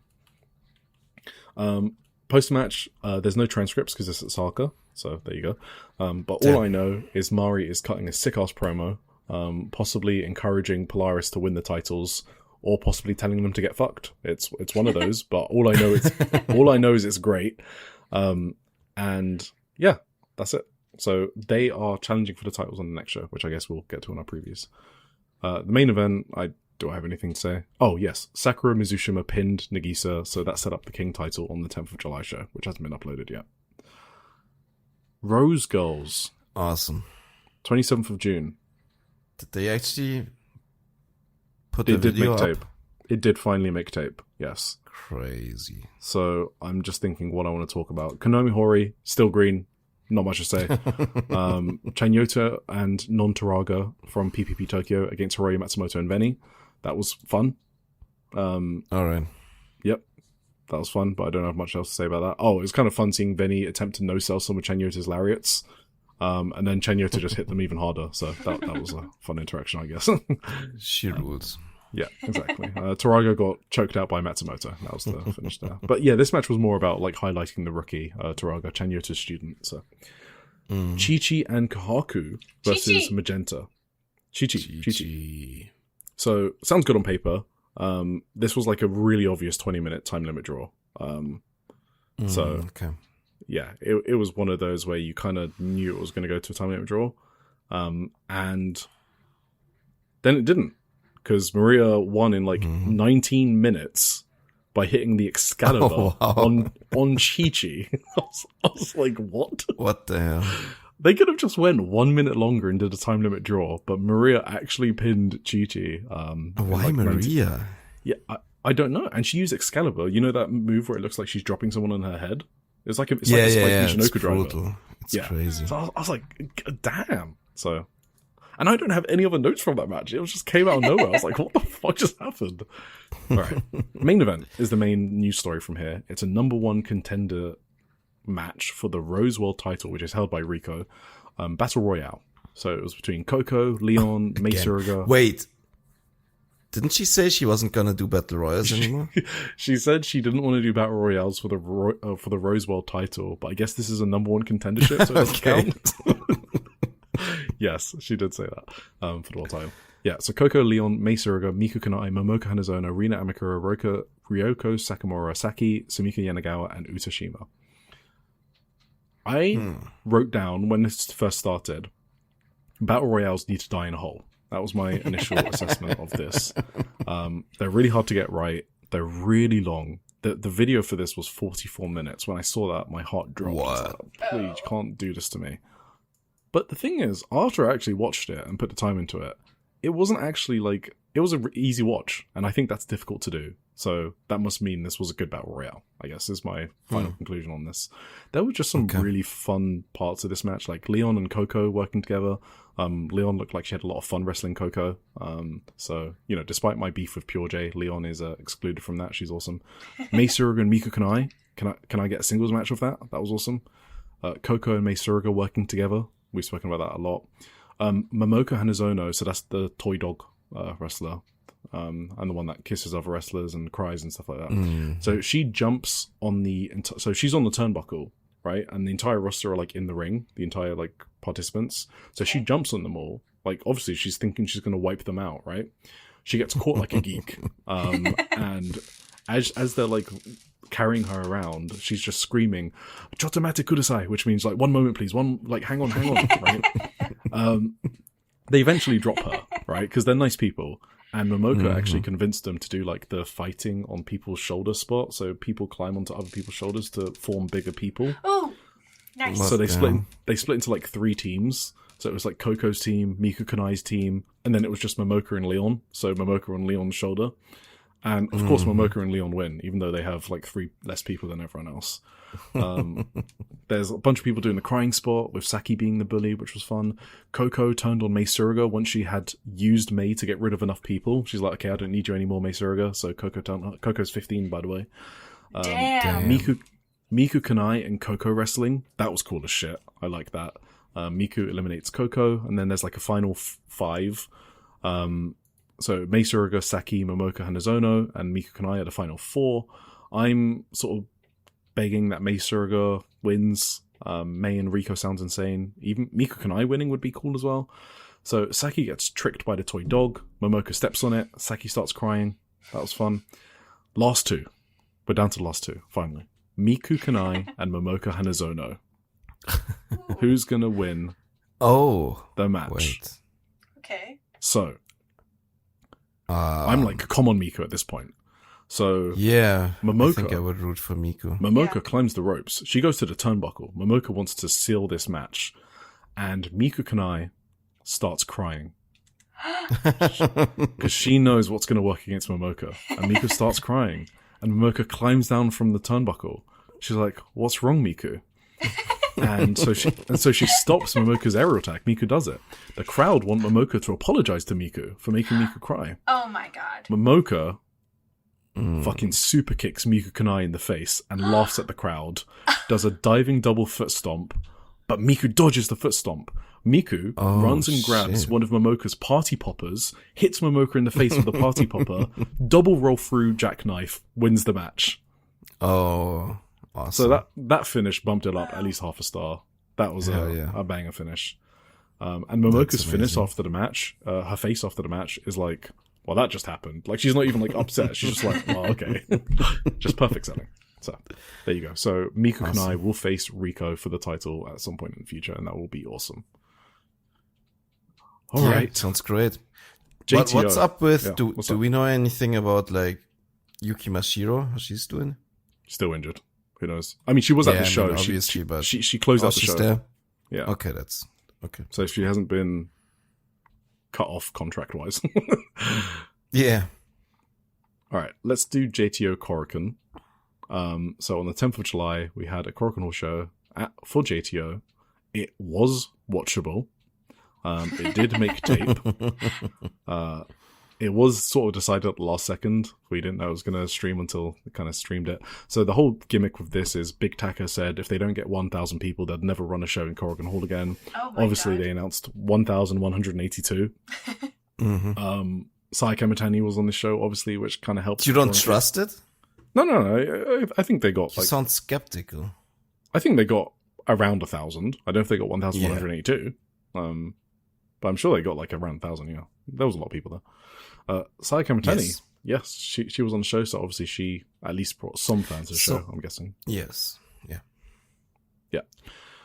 Right. How much did you guys watch? I think you accidentally watched all of it or something like that. I think no. Okay.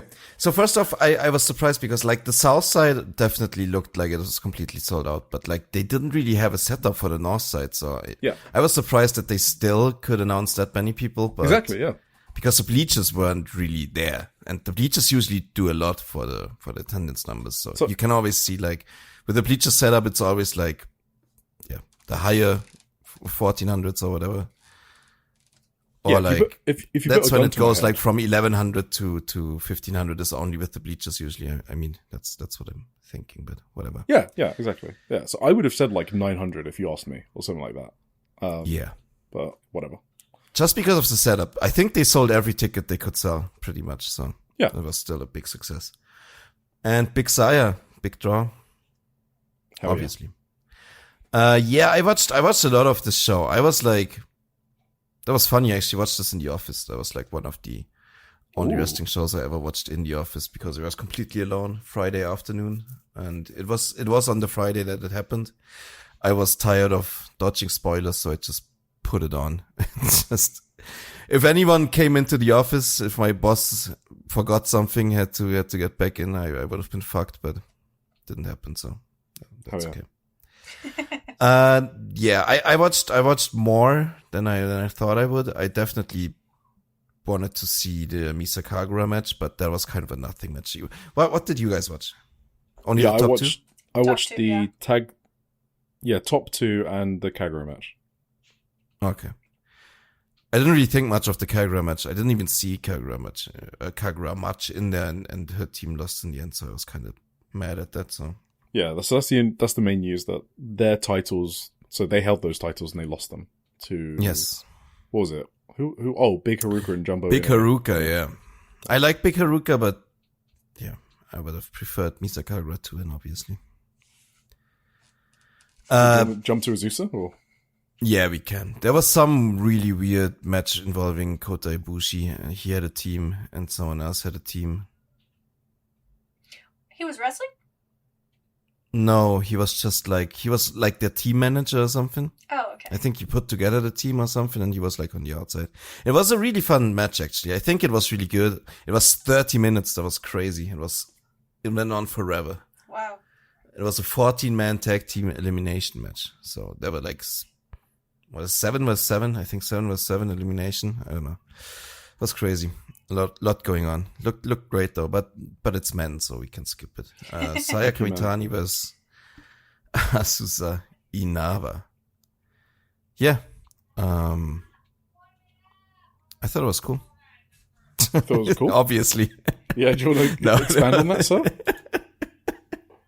I thought, first of all, it was cool. It was cool that Saya Kamitani brought like her big match entrance gear, her like pay-per-view main event entrance gear for this show. That was crazy. She did the full show for the people. And yeah, I think the big takeaway, as always, is Azusa in red is just another wrestler from like the Stardom Azusa we know, because I mean in Stardom she has to be like this little shit heel who is also the pin eater most of the time for whenever Hate loses. She's like the lowest rung on the Hate ladder, I guess. And in JTO, she's like a little boss. She's like a real star, I guess. And was champion? Is champion? Is she's the is current? she the main champion? No, I think they consider the JTO girls the main champion right now. Okay. She's got the Queen of JTO Championship, I think. Okay. I mean, that sounds bigger though. It does. Queen Yeah, I of know. JTO than I JTO. think it's sort of like they change their mind depending on who holds the belt, which one's the main one. Okay. And that's like, yeah, it was just a really good match. There was a lot of big kicks from Azusa, big German suplex from Azusa, crazy roundhouse kick, German bridge, near falls, and sick lion salt. She did a crazy good lion salt at one point. I didn't even expect that. I don't know if I've seen her do that before necessarily. Did she do that in the Aoi match? I'm not sure. I don't remember it. We just don't get to see Red Azusa a lot, so it was like some of this is like new for us. Like I haven't seen the lion salt before. Yeah, it's crazy. And she did a regular moonsault press too. Yeah. Which I actually, like, I was convinced Saya was winning right before the match.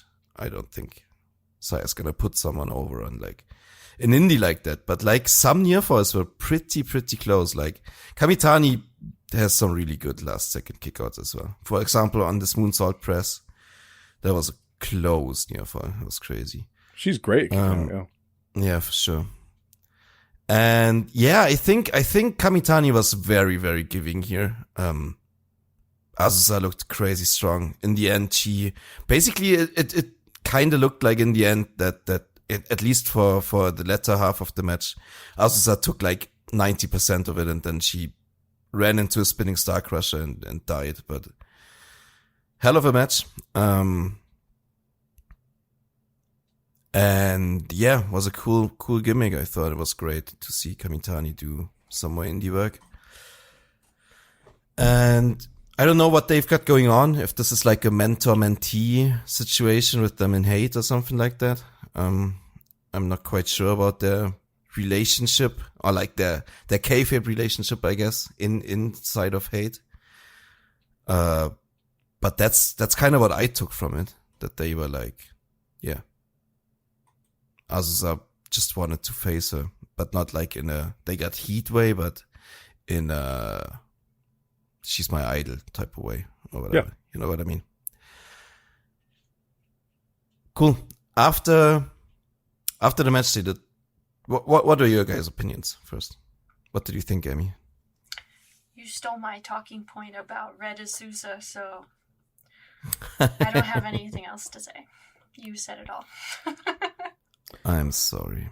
I would also like to say Red Azusa rules. I think every time we talk about Azusa and how high I am on her, I am always thinking about Red Azusa. Because I've seen her be incredible too many times. She was incredible here again. She's just genuinely an excellent pro wrestler already, and she's like 18 or whatever it is. That's crazy. Mm-hmm.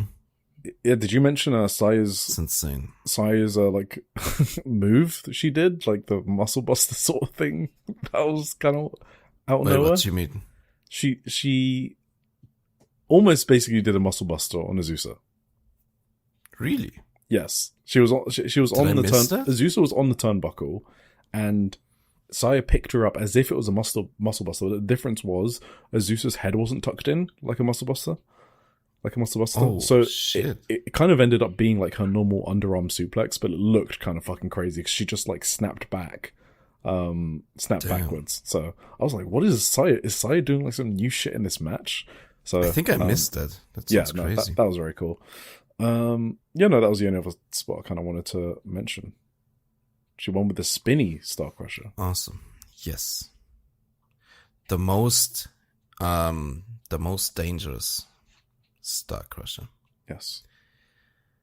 Absolutely. You wanted to mention the post-match? Yeah, they had like a head-to-head, but as I said, like a big smile. I think she knew she had a great match, so she was big happy about it. I don't know. She had like a blonde second. Did you find out who that was? That is a trainee. Saya didn't like her. Saya gave the finger to her, I think. Apparently she has passed the Princess Azusa audition, and so that's why she's teaming up with Azusa. Okay. Which is some JTO law that no one knows about because this company doesn't fucking broadcast the shows. Intriguing. Yeah, for sure. Yeah. All right, no, cool stuff. Shall we get to the main event then? Yeah, let's do it. Yes. It was a JTO Girls Title Match. Tomoka Inaba, Azusa's bigger sister, who is not just 2 years older, I've learned through this podcast. Oh, yeah.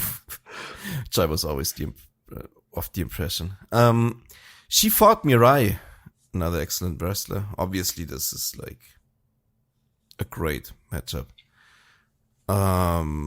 Before I take all your talking points, what? They got some history as well. They were in Mirai. Oh, yeah. They were in the Kayento dojo together before Mirai went to Stardom. So I mean, they also got both God's Eye history, right? Yeah, in I assume Stardom. so. Yeah, I assume so. I assume they got some Stardom history as well. Yeah. I mean, they were both in God's Eye. I assume they were simultaneously. I'm pretty sure. I think so. Well, when did Tomoka join God's Eye? I assume she's been there for a while, right? Yeah. Yeah. Wait, Mirai left 2024. Yeah, of course they were together in God's Eye. Yeah, absolutely. Yeah, but they had history pre-Stardom as well. So I think they were like in the dojo together, like sleeping in the same room and stuff like that. So yeah. I want to ask Amy for her thoughts first because I don't want to take her talking points again. So.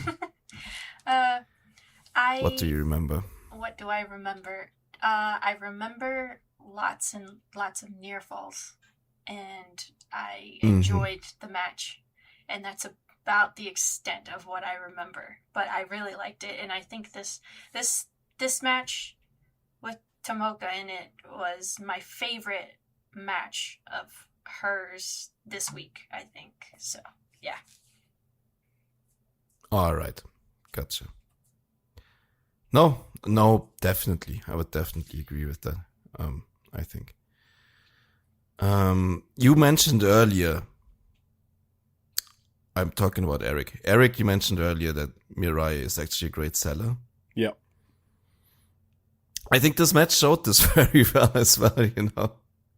Yep. She sold her leg like death. She was hobbling throughout the entire match, and she was like, at the end, she didn't even get up. I think she's still laying there in Korakuen Hall. I don't know if someone carried her out or whatever. She just laid there after the pin and sold for Tomoka. It was pretty fucking sick. What did you think?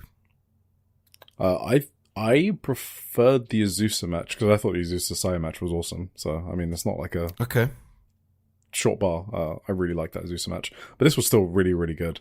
Recommend it for sure. I thought it was awesome actually. I guess I think I wish I had a bit more to bite on from like a match layout point of view, because there were times, for example, like there was a spot at the beginning that was really setting Tomoka up to be the ultra babyface, which I thought was really smart because it's Tomoka's home promotion. But then Mirai's leg started getting worked over by Tomoka. I was like, oh, okay. I just got kind of caught off guard by that.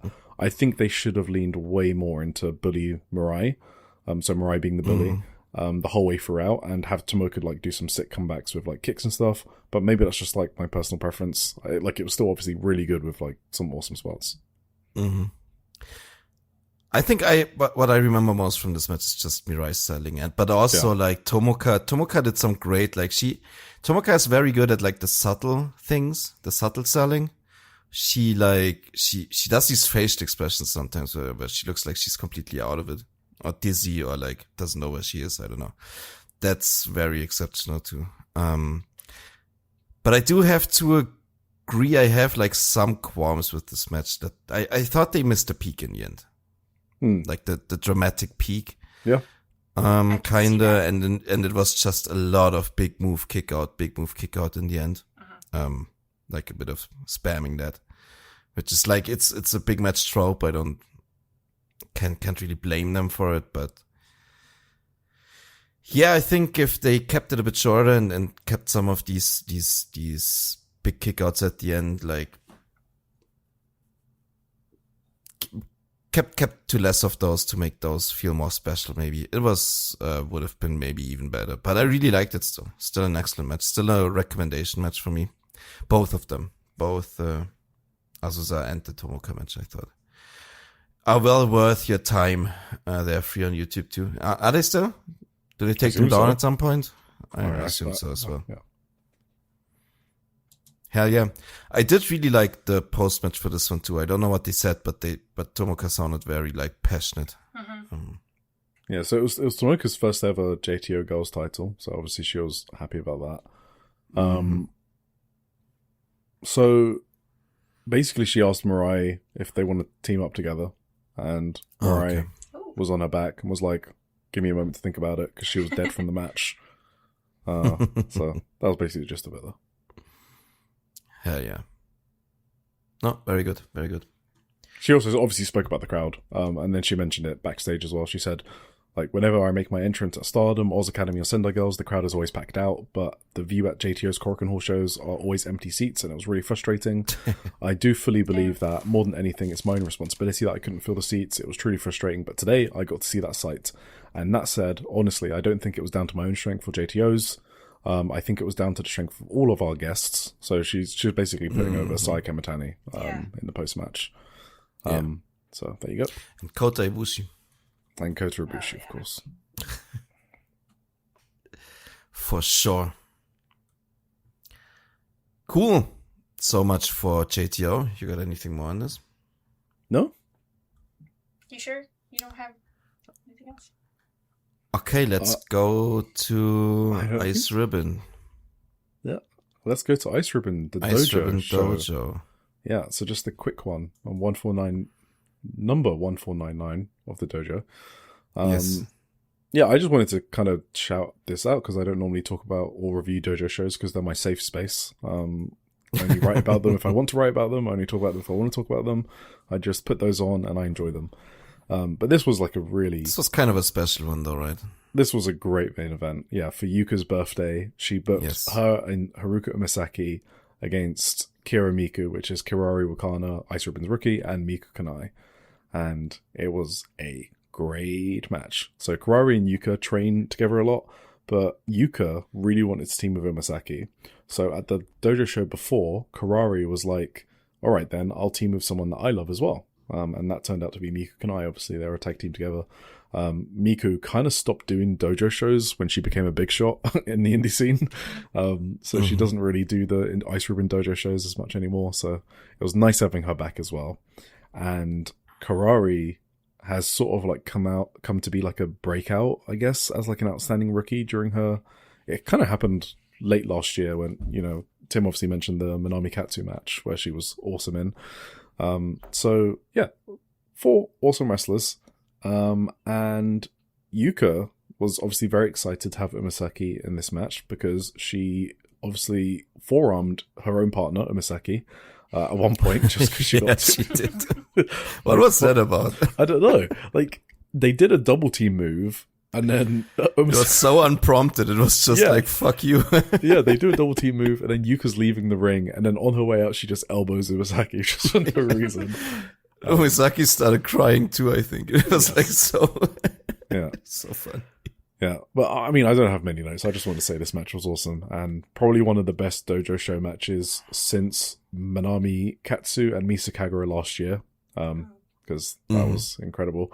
But yeah, this just had a lot of hard-hitting action, cool double team moves, and I haven't thought about my Ice Ribbon's YouTube subscription cost a single time, because you get matches like this which provide full value for the subscription, and also you're helping out a struggling promotion with a great product. So yeah, dojo shows, cool, and this was cool. Umisaki, at some point she almost dropped Wakana on her head. I don't even remember what move exactly it was supposed to be, but it looked fucking scary. Sick. It was crazy. No, I really enjoyed it. Really, really fun main event. Obviously, Yuka. We love Yuka. Great wrestler. And I got a question. Does she hate kids? Yuka. Does she say, fuck them kids? Yuka is the most annoying human in the entire world. So, I guess so. She just wants to be, she just wants to maximize her annoyingness to everyone in the world. I guess so. She booked in the opener Masahiro teaming with Tsukina Umino of all people against Moehiro and Riko. Yes. And Umino does not give a shit. Like, she fucking destroyed Riko with these forearms. Like, she did not hold back against like a 12-year-old. It was crazy. She deliberately booked that as well. Yes, that's what I'm saying. yeah, no, I think she said fuck them kids and put Umino in a match with them. She is a That's psycho. that's crazy. Yeah. No, sorry, did you see? So I wasn't going to mention it because there's men in there, but for the second match on the show, okay, she booked Shigehiro Iri, who's like a notable freelancer on the main scene. I know the name for sure. Yeah, to team with Yappy against Totoro and Akane Fujita. And this was like the least Ice Ribbon Dojo show I've ever seen. Like, like there were like a ton of like stiff, hard-hitting strikes. It was a match I thought I'd see like in 0-1 or something. So yeah, Yuka is a bit of a sicko for sure. Yeah, that was crazy. Miku, Kanai, and Yuka against each other was a lot of fun as well. Cool. Just, like both wrestlers. Yeah, this is one of the best Ice Ribbon Dojo shows I've seen this year, probably. So for sure. Certainly not a waste of your time. And these like shows are so quick to watch as well, right? You get like 50 minutes. Yeah, 4 10-minute matches on there and it's done. It's great. And like I said, you're supporting a promotion. You know, it's £9 a month for the YouTube subscription. So is it a bit costly? Yeah. But, you know, if you've got money to spend, you like wrestling and you like Ice Ribbon, it's a no-brainer. There you go. Oh, one more thing. Her finish, I still think it looks so fucking weird. Yuka?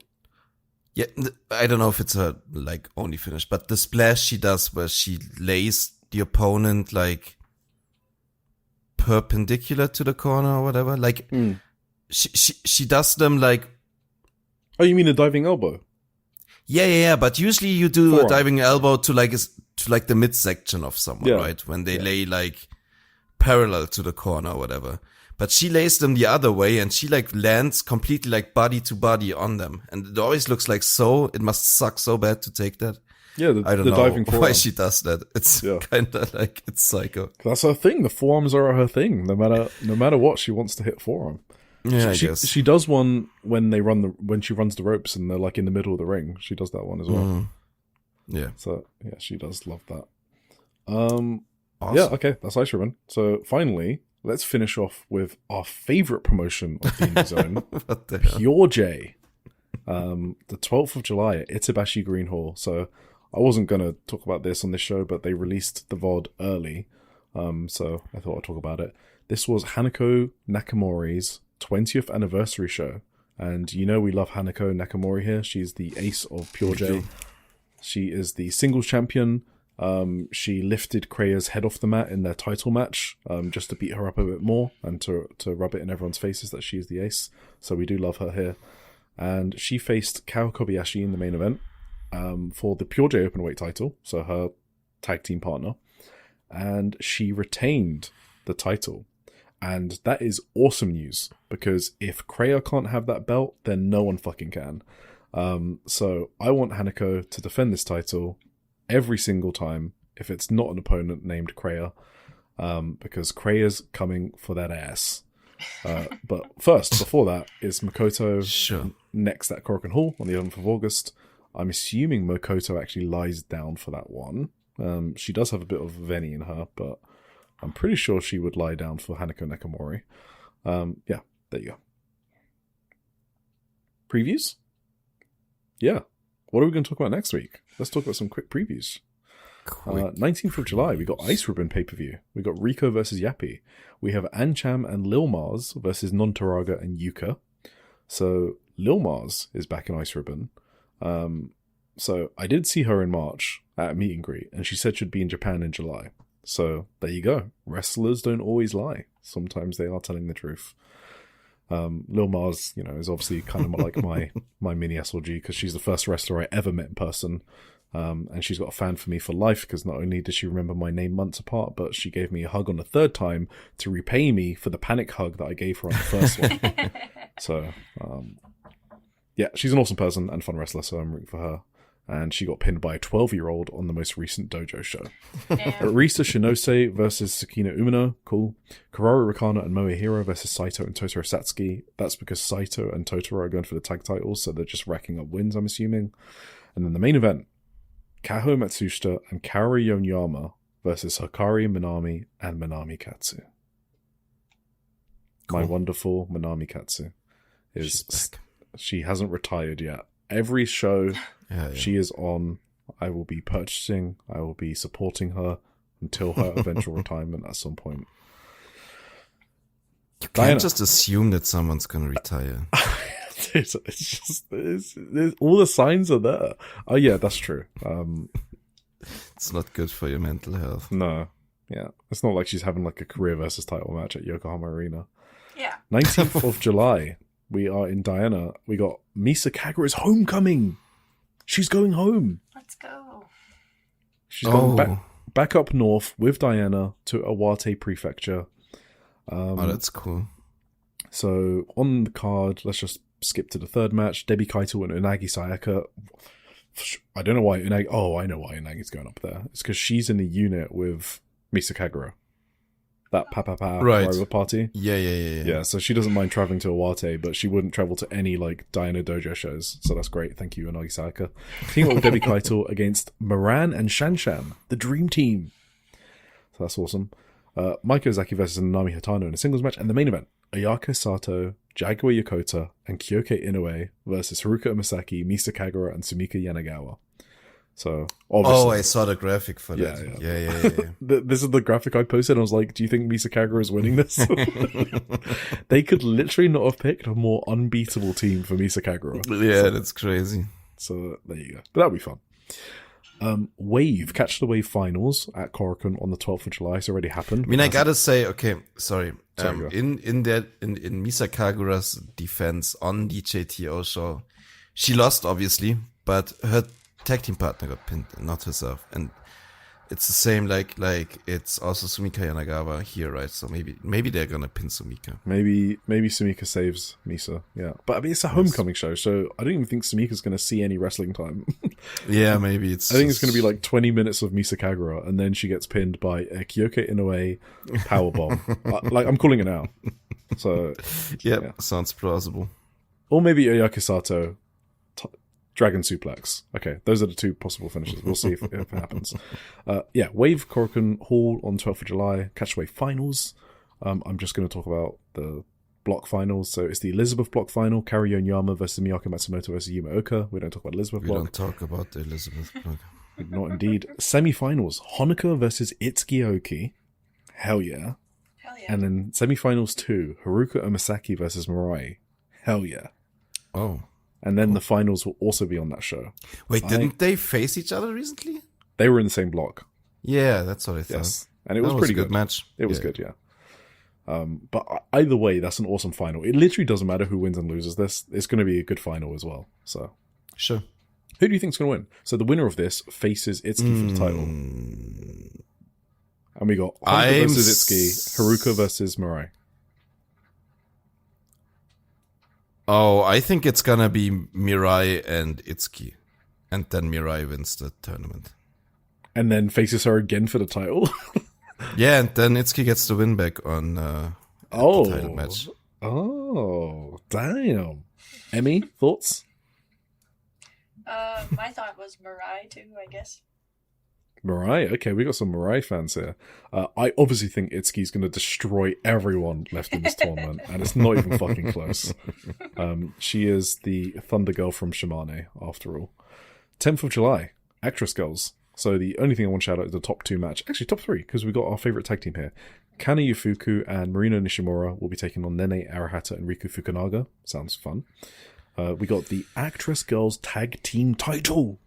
Anri and Arisa Nagai versus Marino Saihara and Yukina Uehara. Must see.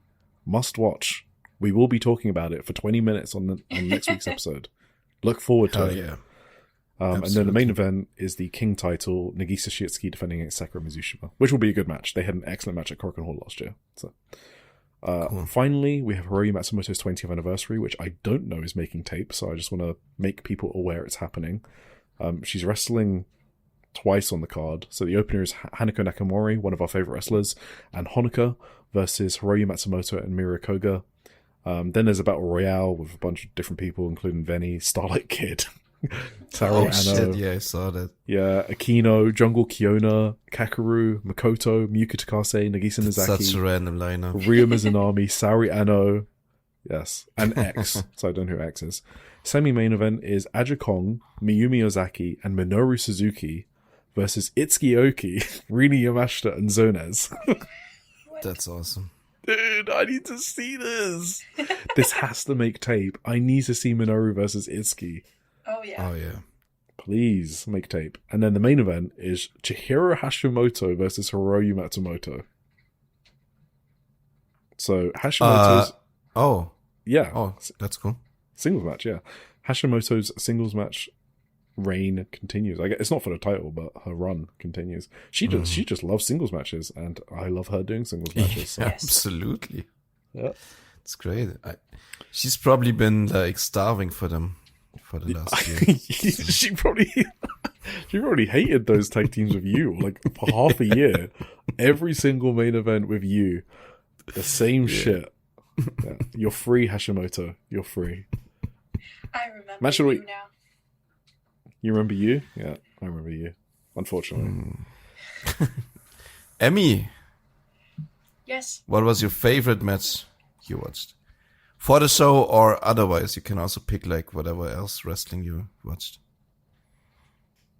I think my favorite match was the rookie match from the Sunday Girls show. Fuck Hell yeah. Yeah. Hell yeah! Hell yeah. You are so Joshi'ing around weekly pilled. Hell yeah! Let's fucking go. Me? It rocked. Yeah, sure, go for it. Yeah, I think I'm gonna pick Hush and Venny, but it's pretty close with the rookie match. Staying on the topic of rookies, I think I also want to shout out the Stardom rookie matches. I enjoyed those a lot as well. Azusa and Saya Kamitani from JTO, I would also put on my list. And the Marvelous main event should probably also be on there. And of course, CM Punk and Sami Zayn.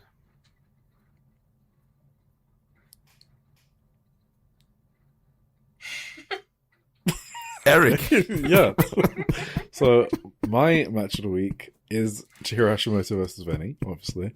But again, very close between that and the rookie match. Like, I'm talking Hash Venny is my top 3 for the year, and the rookie match is in my top 5. So there's not like much between them. Yeah. Obviously the Marvelous main event and everything else you said as well. Awesome. Oh, I guess I'll shout out some men. Shota Umino, Zack Sabre Jr. Oh, I didn't watch the show yet. From the G1 Chicago. That was my match of the night. I did prefer that to Take Tsuji and Callum Yuya, but I can see you being into Callum Yuya. Okay, Tim? wait, hold on. Since Tim had to make a joke and say CM Punk versus Sami Zayn, now I have to shout out Kenny Omega versus MJF. I was actually gonna ask you guys what you thought of that. I liked it. Yeah, I enjoyed the I match. I liked it. Yeah. It was good. We both preferred it to the Dynasty one, right? I think. Oh yeah, for sure. Yeah. Okay. Way better. Just checking. Way better than the Dynasty match, and I think it was. Honestly, I was probably more distracted with seeing Rich and Jeremy in the audience. Yes, me too. I was watching Jeremy the entire time. It was so funny. But the ending stretch of the match after they came back in from the brawl, that was really good. I liked all of that. Yeah, that was awesome. It still had to fight to overcome the MJF isms in there. Yeah. That definitely bogged it down a bit for me, but I thought it was a really cool moment in the end. I'm not quite sure if this is the way I would have pictured Kenny getting his last big reign or whatever they say it's gonna be. Overall, like in the moment when I watched it, I still really appreciated it. Yeah. Nice little moment. Yes. So Eric, you were gonna say, which one were you gonna recommend to me? A Yuya Uemura match? Oh, Callum Newman versus Yuya Uemura from Chicago. I like Callum, I guess. Yeah, that's the one people are high on. I mean, I preferred the Shota Zack one because I'm a Shota guy now, to be honest. So. I've always been a Shota guy. You've always been right. And I've always been a Zack Sabre Jr. guy too. Hell yeah. Hell yeah. Many people are Shota guys now. He's just a great wrestler now. They're hopping on the bandwagon. They didn't see the potential. They were talking shit. No, they can stay over there. Okay, Emmy. Tim was in the building for that main event, the Wrestle Kingdom Shota Zack 42-minute match. I know. Okay. I know he was. I can forgive, but like that was rough. No, I can't emotionally get into his matches really like I do with others that I prefer. You know what I mean? I think he's a great wrestler, probably, like technically and stuff. But I liked him more when he was like just more young lion dog. Yeah, I think. Well, I mean, you like rookies. Yeah, you just don't like strong men. Yeah, I guess. Yeah. Wasn't there also like exactly? Wasn't there also like Oleg Boltin and Ryohei Oiwa? Yeah. That was also a really good match. Yeah. That's the one I wanted to watch. Yeah. Either way, I think we got everything then. Match of the week. We smurfed. Yeah. I mean, we did well on this. I told you it was going to be under 3 hours. You guys didn't believe me. I mean, yeah, it's still. I'm pretty sure you said under 2. Sure, under 2. But look, we had yesterday we thought under 2, but we didn't know about the Shupro yet. Yeah, did you guys see that Shupro? That shit was fucking crazy. No one else is doing it like us, okay? No one else would cover that much shit. So I'm not apologizing to fucking nobody, whatever that guy says. Yeah. I can tell you guys the doc with the Shupro translation from Eric is 43 pages. That's only the Joshi stuff. It took me, this is legit, it took me 2.5 hours to translate, and it took me 3 hours to read and make notes on. That's a shoot. You're That's insane. Crazy. Hey, we do it for the love of the game, right? Yes. Yeah. So thank you all for listening. We should give those out to people who are interested. You're doing all this work for nothing. Yeah, so if anyone ever wants any translations like that we talk about, you literally can just ask me. I will give you all of them. They're not like secret, they're not protected. I just don't proactively give them out because I can't be bothered and I'm busy. But if you ask for them, I will give them to you. So you can just ask me. Absolutely. I want to thank you, Emmy, for coming twice this week. You got the full Indie Zone experience. Yes, I did. How did you feel? I enjoy being here with you guys. So thank you for having me. Yeah. We enjoy having you here. So thank you for having us have you. Yes. Anytime again. If you've listened to both episodes this week, you're fucking insane. It's you are like insane. A combined That's like 7 whatever. hours of audio. Yeah, you're crazy. But we are, what do you say, infinitely grateful, eternally grateful to our listeners who are so dedicated, hardcore, thank you all. And dedicated. Love you all. Yes, awesome. Hope can we blow them a kiss, Emmy? There you go. Okay, she visually did one. I mean, I meant like, but okay, that's fine. Okay. That's all right. We don't need to do that. I visualized it. So there you go, guys. We love you all. Thank you. Thank you so much for listening. Give us a rating, a good one maybe. And tune back in next time. Check out all the other great podcasts on the Social Suplex network. I think you know them. It's like Trish and Sarah keeping it strong. You don't need to say it. They're picking up what you're putting down, buddy. Yeah. Tunnel Talk. Thank you. Tunnel Talk. Wrestling Art with Chris Things. Yeah. Yes. Keep it strong style. One Nation Radio. Keep it strong style. AW Match Guide. AEW Match Guide. Trish and Sarah Wrestling Podcast. Like One you said Nation out. Radio. Really cool. Oh, it's an excellent Trish and Sarah for sure. Check it out It's a banger. if you haven't. Thank you for listening. Until next week. Bye.